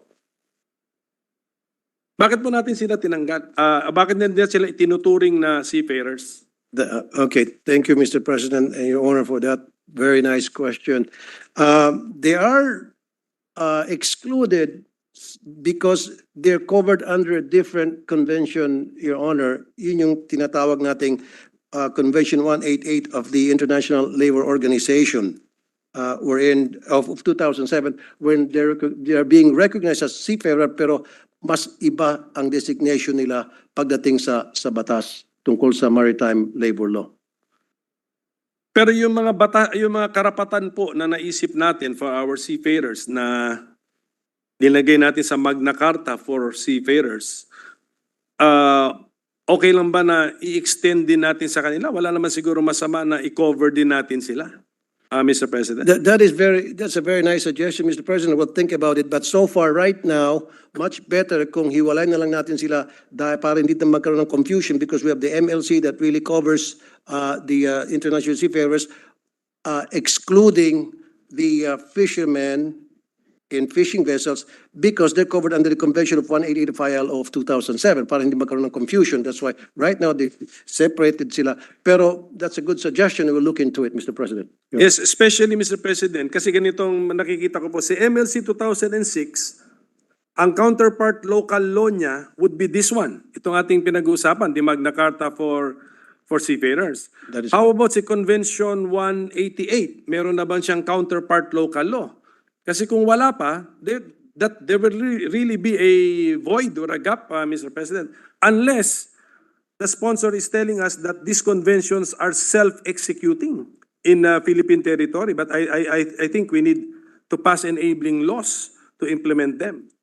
Okay, yung sa ILO of 2007, Mr. President, we're talking about fishermen on that are deployed on international vessels. Now, doon sa mga fishing vessels natin na domestic, then they are covered under the Philippine law na meron tayo nandiyan yung DOLE, na meron tayong mga provisions sa ating batas na they are also protected. But not necessarily the Magna Carta. Kung ito panukala ay maging batas, does this cover our domestic fishers? No, Mr. President. No, it would be... Because yung seafarers, unique kasi they're for commerce and trade. When you say seafarers, they're more on commerce and trade. These seafarers on board ocean-going vessels, whereas ito pong mga fishermen, sila ay, the purpose of them is to go fishing, and then after a day or two, they'll come back to shore para i-unload yung kanilang mga isda, and then they go back again sa sea. Whereas yung mga seafarers natin, yung sinasabing international seafarers or domestic international seafarers, they go out to their whatever the destination is, and it will take weeks and even months before na sila ay makabalik dito sa Pilipinas, Mr. President, after they finish the contract. So ito pong definition ng seafarer na nasa DNW Act na babasahin ko po na, it shall include fishers on board commercial fishing vessels on international waters. Ang naiisip pala nito ay yung po sinabi nating sponsor na after a few days, babalik na sila sa Pilipinas. Ganun po ba yun? Yung sinasabi ko, Mr. President, I'm just trying to differentiate yung mga fishermen versus yung mga seafarers on ocean-going vessels. Kasi sa mga mangingisda, pupunta sila sa laot, and then babalik ulit sa shore, and then pupunta sa laot. Whereas ito mga international seafarers, they're on duty, doon sila sa barko nila for weeks and weeks and weeks, and even months. Okay. Na, Pero yung mga fishers po na nabanggit natin ay pwedeng bumalik na sila sa shore, pero that is still outside of the Philippines. Nasa labas pa rin po sila ng ating bansa. okay, Tama so po? you talk, Pwede, posible there are fishers like this, Filipino fishermen like or fishers as the word is used in the DMW Act. Posible ganun, they are on board a commercial fishing vessel on international waters, yes. and then when they report to their station, that is land, but that land can still be a foreign country. Okay. Posible po. I think this was several weeks ago, Mr. President, when we met with some Japanese diplomats in a hotel. I forgot which hotel is that, and they did mention to us, na marami raw mga Filipino seafarers sa mga fishing vessels sa Japan. Okay, so they are considered as seafarers, but they are covered differently.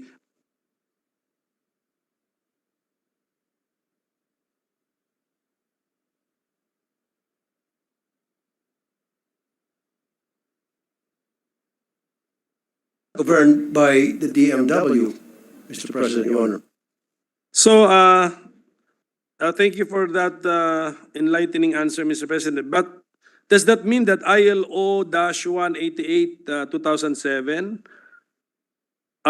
does not need an enabling law to protect the Filipino fisher folk which are on board foreign commercial fishing vessels? Okay, yes, Mr. President, Your Honor, well, we haven't ratified yet, but once we ratify that, then we will comply, Your Honor, Mr. President.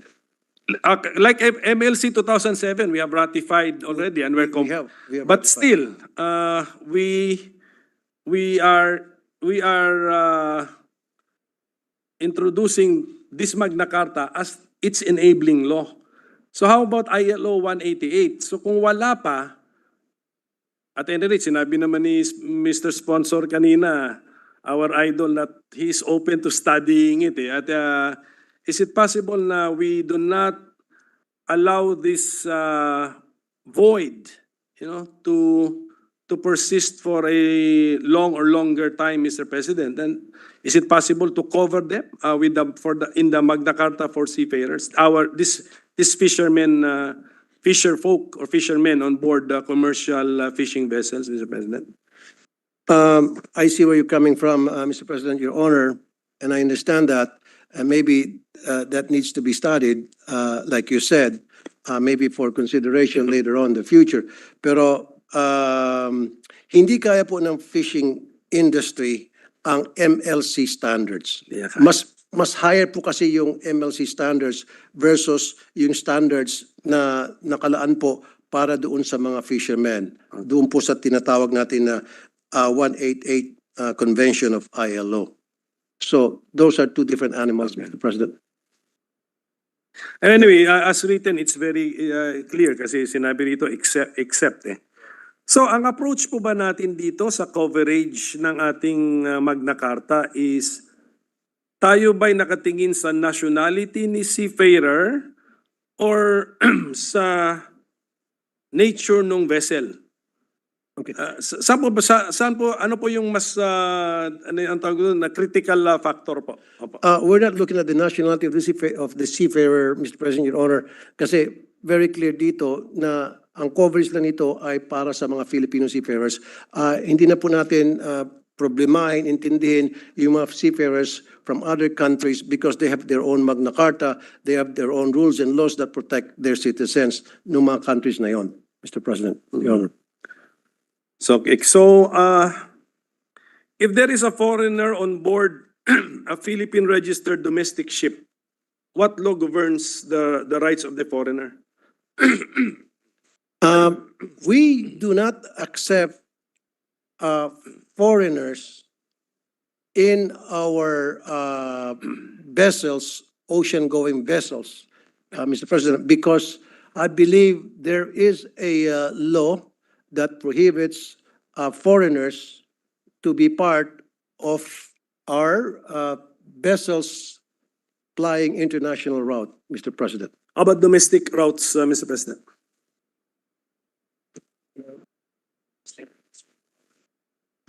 So, interesting pwede. Okay. Point of correction, Mr. President, I'm sorry. Bawal ang foreigners sa domestic routes ng flagship vessels natin. However, sa international, yung pong vessels carrying Filipino flag, applying international water, hindi po bawal yun. And then, so yung pong foreigner na sakay doon will be protected by the MLC. Yes, okay. The Philippines will make sure that he is protected under MLC 2006 because we are a state party. Ano? Okay. But can we, if we compare now, the same Philippine registered ship, ocean-going vessel.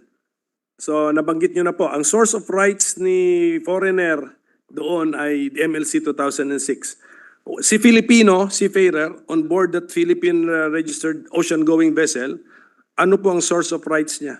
Kasi po, yung kaya nga Magna Carta for Seafarers, this only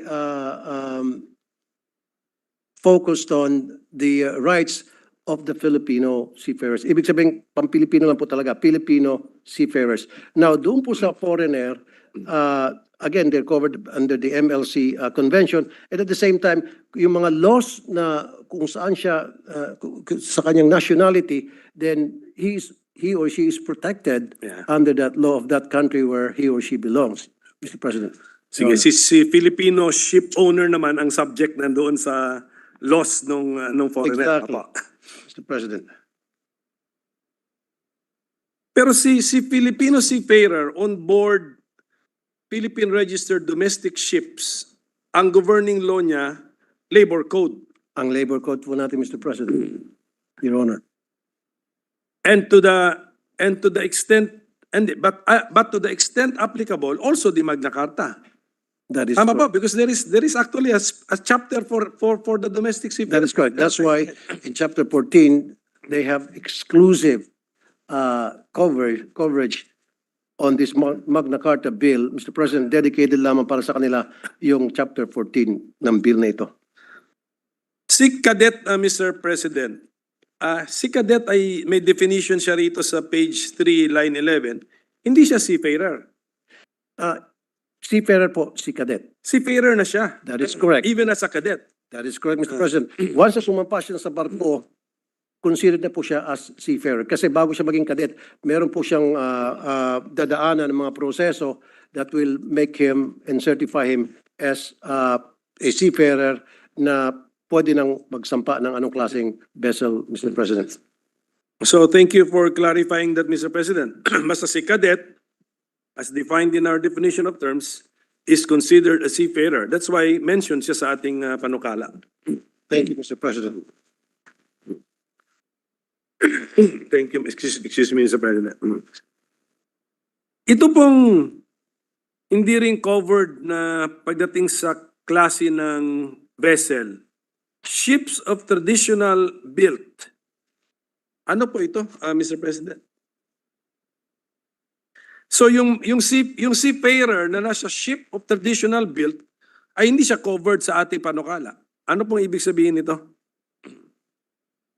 Okay, yung traditionally made boats, Mr. President, ito yung mga bangka na ginawa dito, yung parang makalumang bangka, yung mga parang galleon boat na pang-exhibit, na parang for purposes of like tourism, para magpasyal-pasyal lang ng mga bisita, etc.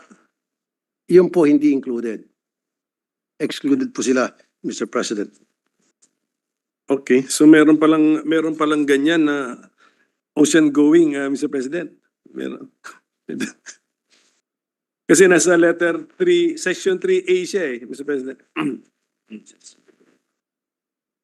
Yes, meron pong mga ships ocean going, Mr. President, na hindi for commercial purposes, kundi for tour and educational purpose na nagagamit po yung ships na yon. And therefore, different po ang coverage noon, Mr. President.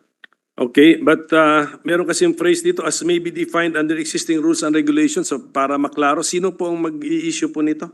Para alam po natin sino ang ang in charge. In charge for that, Mr. President, is the Marina. So tapos kung meron talagang ganito mga vessels o barko, at hindi to applicable, anong batas po ang applicable sa kanila although they may be ocean going? Well then, as far as benefits and salaries are concerned, depende po sa contract nila and diyan papasok po yung ating labor laws, diyan po yung DOLE. Labor code. And then pwede rin po tumulong ang Marina, pwede yung makialam pagdating po doon sa kontrata nila at ma-ensure na compliance po yung may-ari ng vessels doon sa mga rights and privileges nung seafarer, seafarer nandoon sa barkong yon, Mr. President, Your Honor. So, thank you for that, Mr. President. Pero yung, para klaruhin natin, yung mga cruise ships naman, cruise vessels, ocean going yon, yung Filipino seafarer doon, on board that cruise ship, na pasyal-pasyal din naman, pero commercial purpose siya, ano pong batas ang go-govern sa kanya? Yeah, that's different, Mr. President. Yung sa cruise ship, definitely, sila po ay considered as seafarer, full-time seafarer na covered po under dito sa Magna Carta Bill, Your Honor, Mr. President. That's why so critical po yung as may be defined under existing rules and regulations siguro para talagang klaro po kasi Tama po, Mr. President, Your Honor. ngayon Mr. President,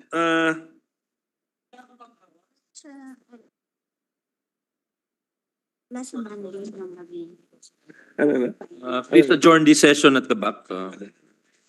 Please adjourn that session, Your Honors. wala man din. Sabihan na lang natin. I'm just kidding, Majority Leader. I'm just kidding.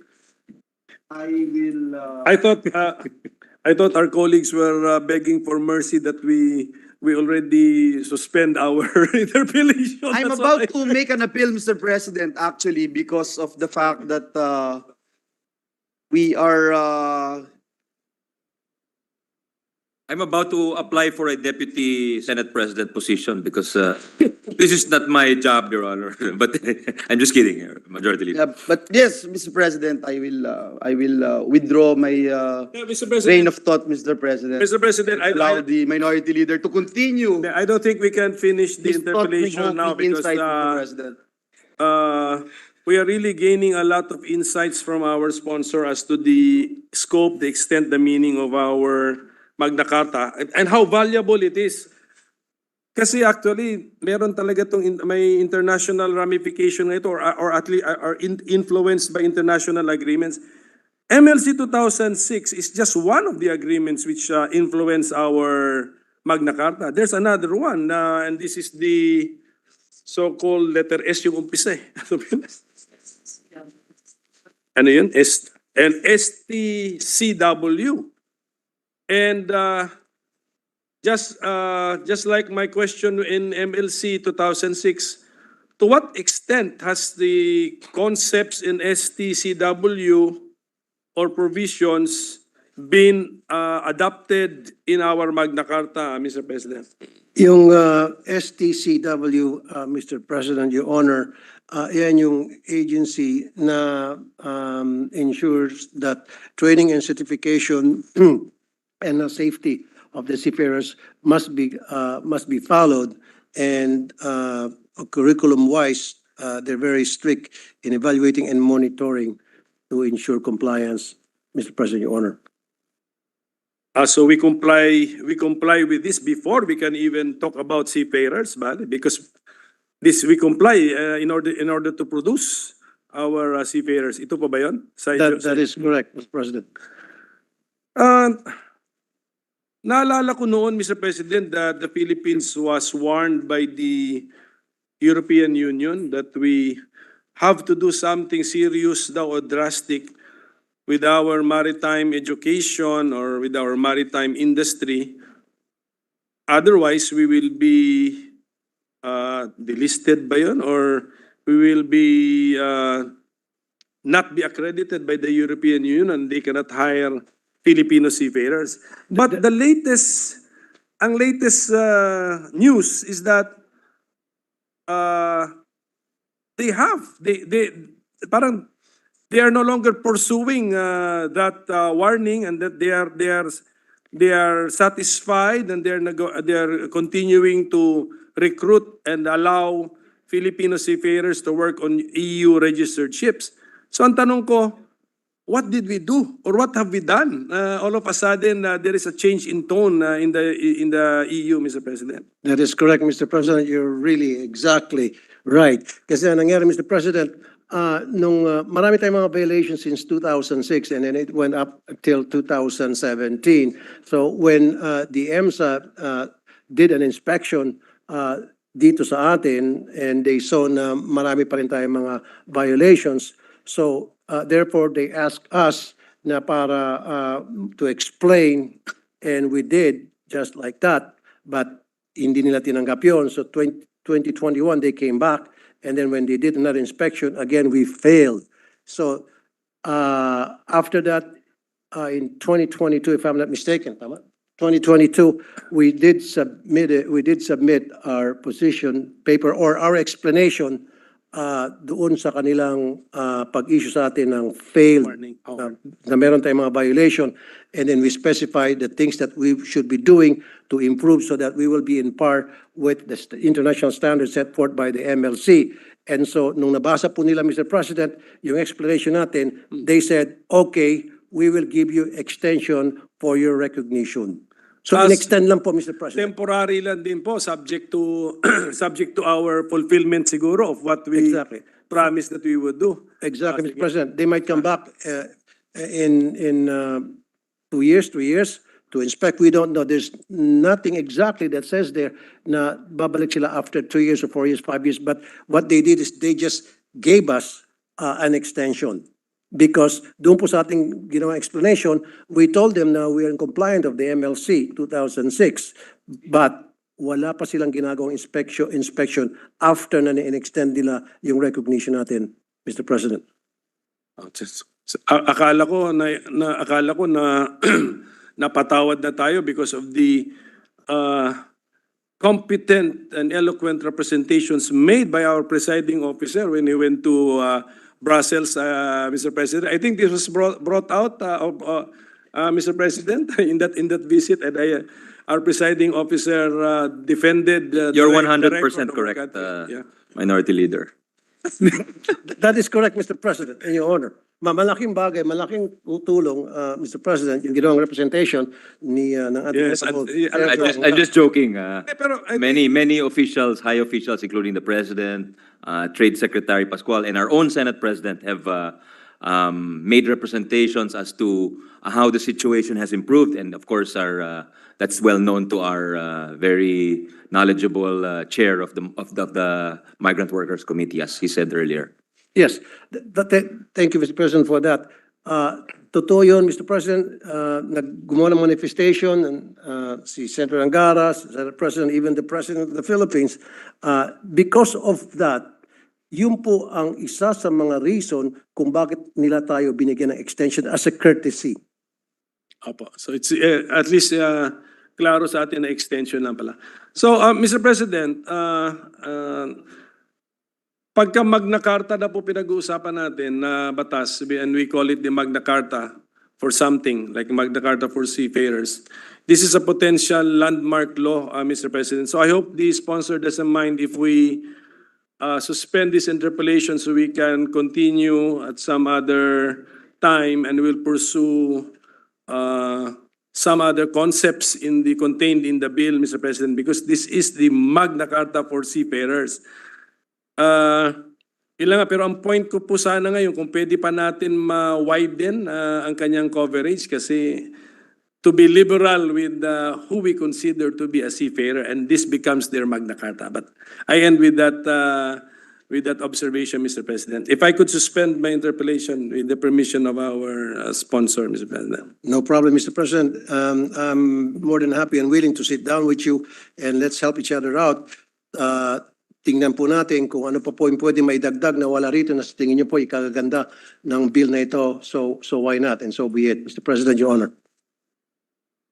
Thank you, Mr. President. Thank you, Senator Pimentel and Senator Tulfo. At this juncture, Mr. President, I move that we suspend consideration of Senate Bill number 2221 under Committee Report number 69. So move, Mr. President. Thank you to our hardworking senators, and as the majority, any objection to the motion of the Majority Leader? There being none, the motion is carried. Thank you, Mr. President. Mr. President, with the permission of the body, I move that we transfer from the calendar for ordinary business to the calendar for special orders. Committee Report number 93 on House Bill number 4844. This bill pertains to the creation of Barangay Ginhalinan, Barobo, Surigao del Sur. So move, Mr. President. Is there any objection? There being none, the motion is carried. Thank you, Mr. President. Mr. President, I move that we consider House Bill number 4844 under Committee Report number 93. Any objection? Motion is carried. Consideration of the bill is proper. We ask the Secretary General, Mr. President, to read the title only of the measure.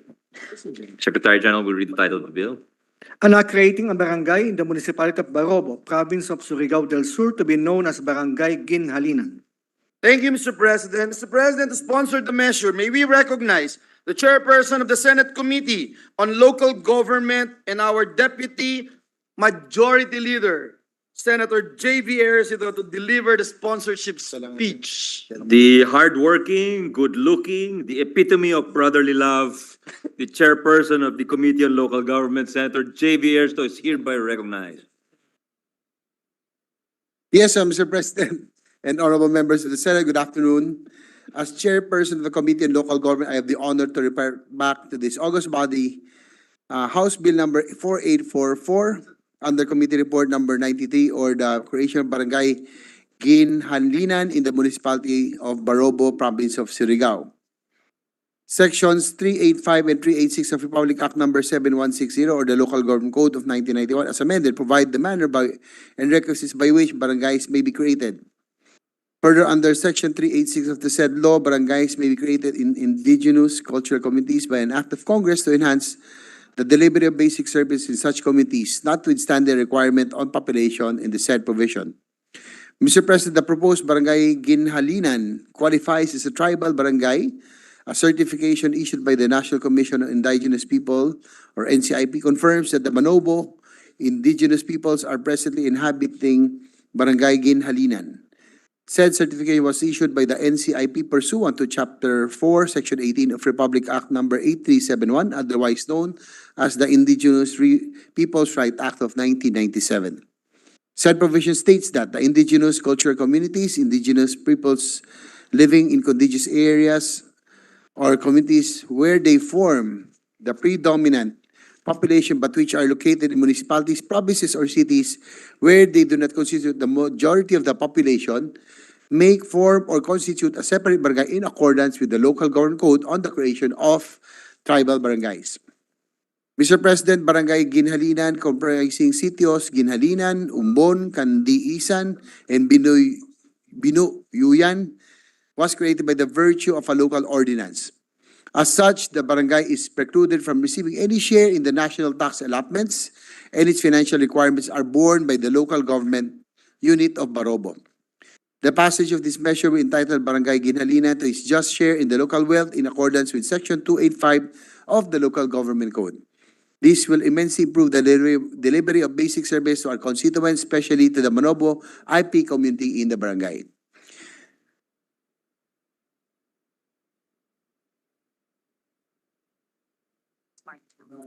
Mr. President, this humble representation therefore recommends approval of the bill that we are sponsoring today and seeks the support of this honorable chamber for the immediate passage of this measure. Thank you, Mr. President. Thank you, Mr. President. Thank you, Senator Ejercito. At this juncture, Mr. President, I move that we suspend consideration of House Bill number 4844 under Committee Report number 93. So move, Mr. President.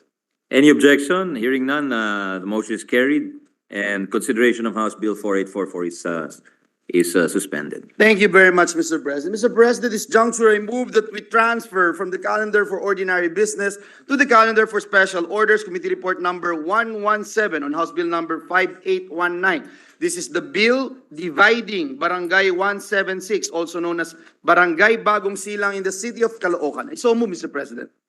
Any objection? There being none, motion is approved. Thank you, Mr. President. I move that we consider House Bill number 5819 under Committee Report number 117. So move, Mr. President. Any objection? Hearing none, motion is approved, and consideration of House Bill 5819 is in order. With the permission of the body, the Secretary will read only the title of bill without prejudice to insert into the record the whole text. An act dividing Barangay 176, also known as Barangay Bagong Silang, in the city of Caloocan into 6 separate and independent barangays to be known as Barangays 176A, 176B, 176C, 176D, 176E, and 176F.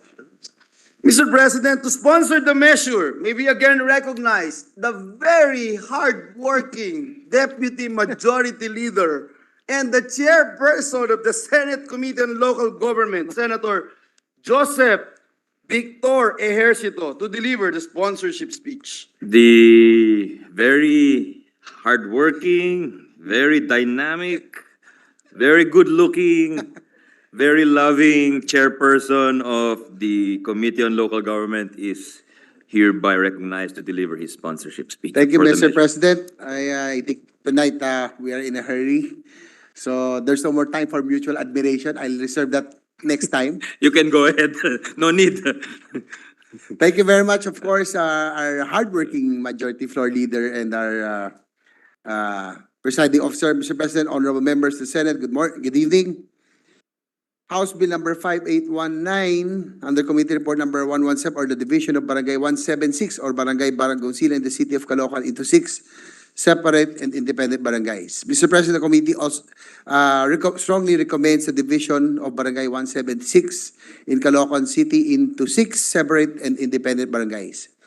Barangay 176 or Barangay Bagong Silang, located in North Caloocan, is the largest barangay, both in population and land area in the country. Based on the latest census conducted by the Philippine Statistics Authority in 2020, the barangay has a population of 261,729, accounting for 16% of Caloocan City's population. Barangay Bagong Silang was officially founded during the administration of former President Ferdinand E. Marcos with the specific objective in mind to usher in a new hope for the many residents who had previously resided in slum areas across Metro Manila during the 1970s. Committee. Consequently, the name of this barangay, Bagong Silang, which translates to newborn in Filipino, was chosen to reflect the purpose of its establishment. This measure that we are sponsoring today, which proposes to subdivide Barangay Bagong Silang into 6 separate and independent barangays, is a renewal of the government's commitment deeply rooted in providing new hope to its constituents. Our primary aim is to empower these communities by providing them with greater resources and a chance for a brighter future. Through the committee's public hearing and consultation with the concerned agencies, we affirm that the proposed 6 barangays to be created meet the criteria of the creation of barangays provided under the Local Government Code. Mr. President, the barangays play an indispensable role in achieving national development.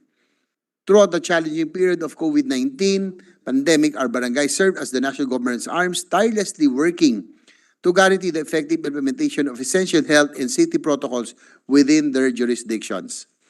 The passage of these measures will support our objectives to empower our barangays and ultimately to promote the welfare of our constituents through the seamless provision of fundamental services.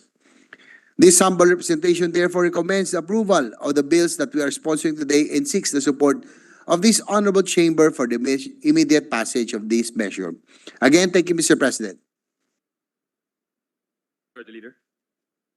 Thank you, Mr. President. To allow our colleagues to study further the measure, I move that we suspend consideration of House Bill number 5819 under Committee Report number 117. So move, Mr. President. Any objection? Hearing none, the motion is approved and suspension of the measure is suspended.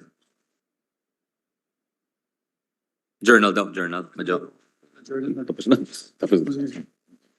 Mr. President, this juncture, I move that we dispense with the reading of the Journal of the 18th session, Tuesday, September 5, 2023, and consider the same as approved.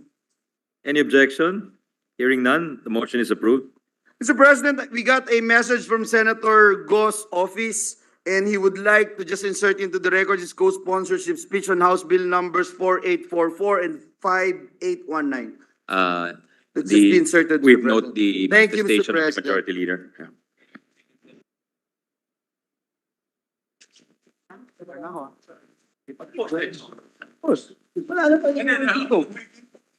Mr. President, may bukas ba? Mr. President, I move that we adjourn the session until 3 o'clock in the afternoon of Monday, September 11, 2023. So move, Mr. President. Thank you for your very timely motion, Majority Leader. Any objection? Hearing none, the session is adjourned until 3 o'clock in the afternoon of Monday, September 11, 2023.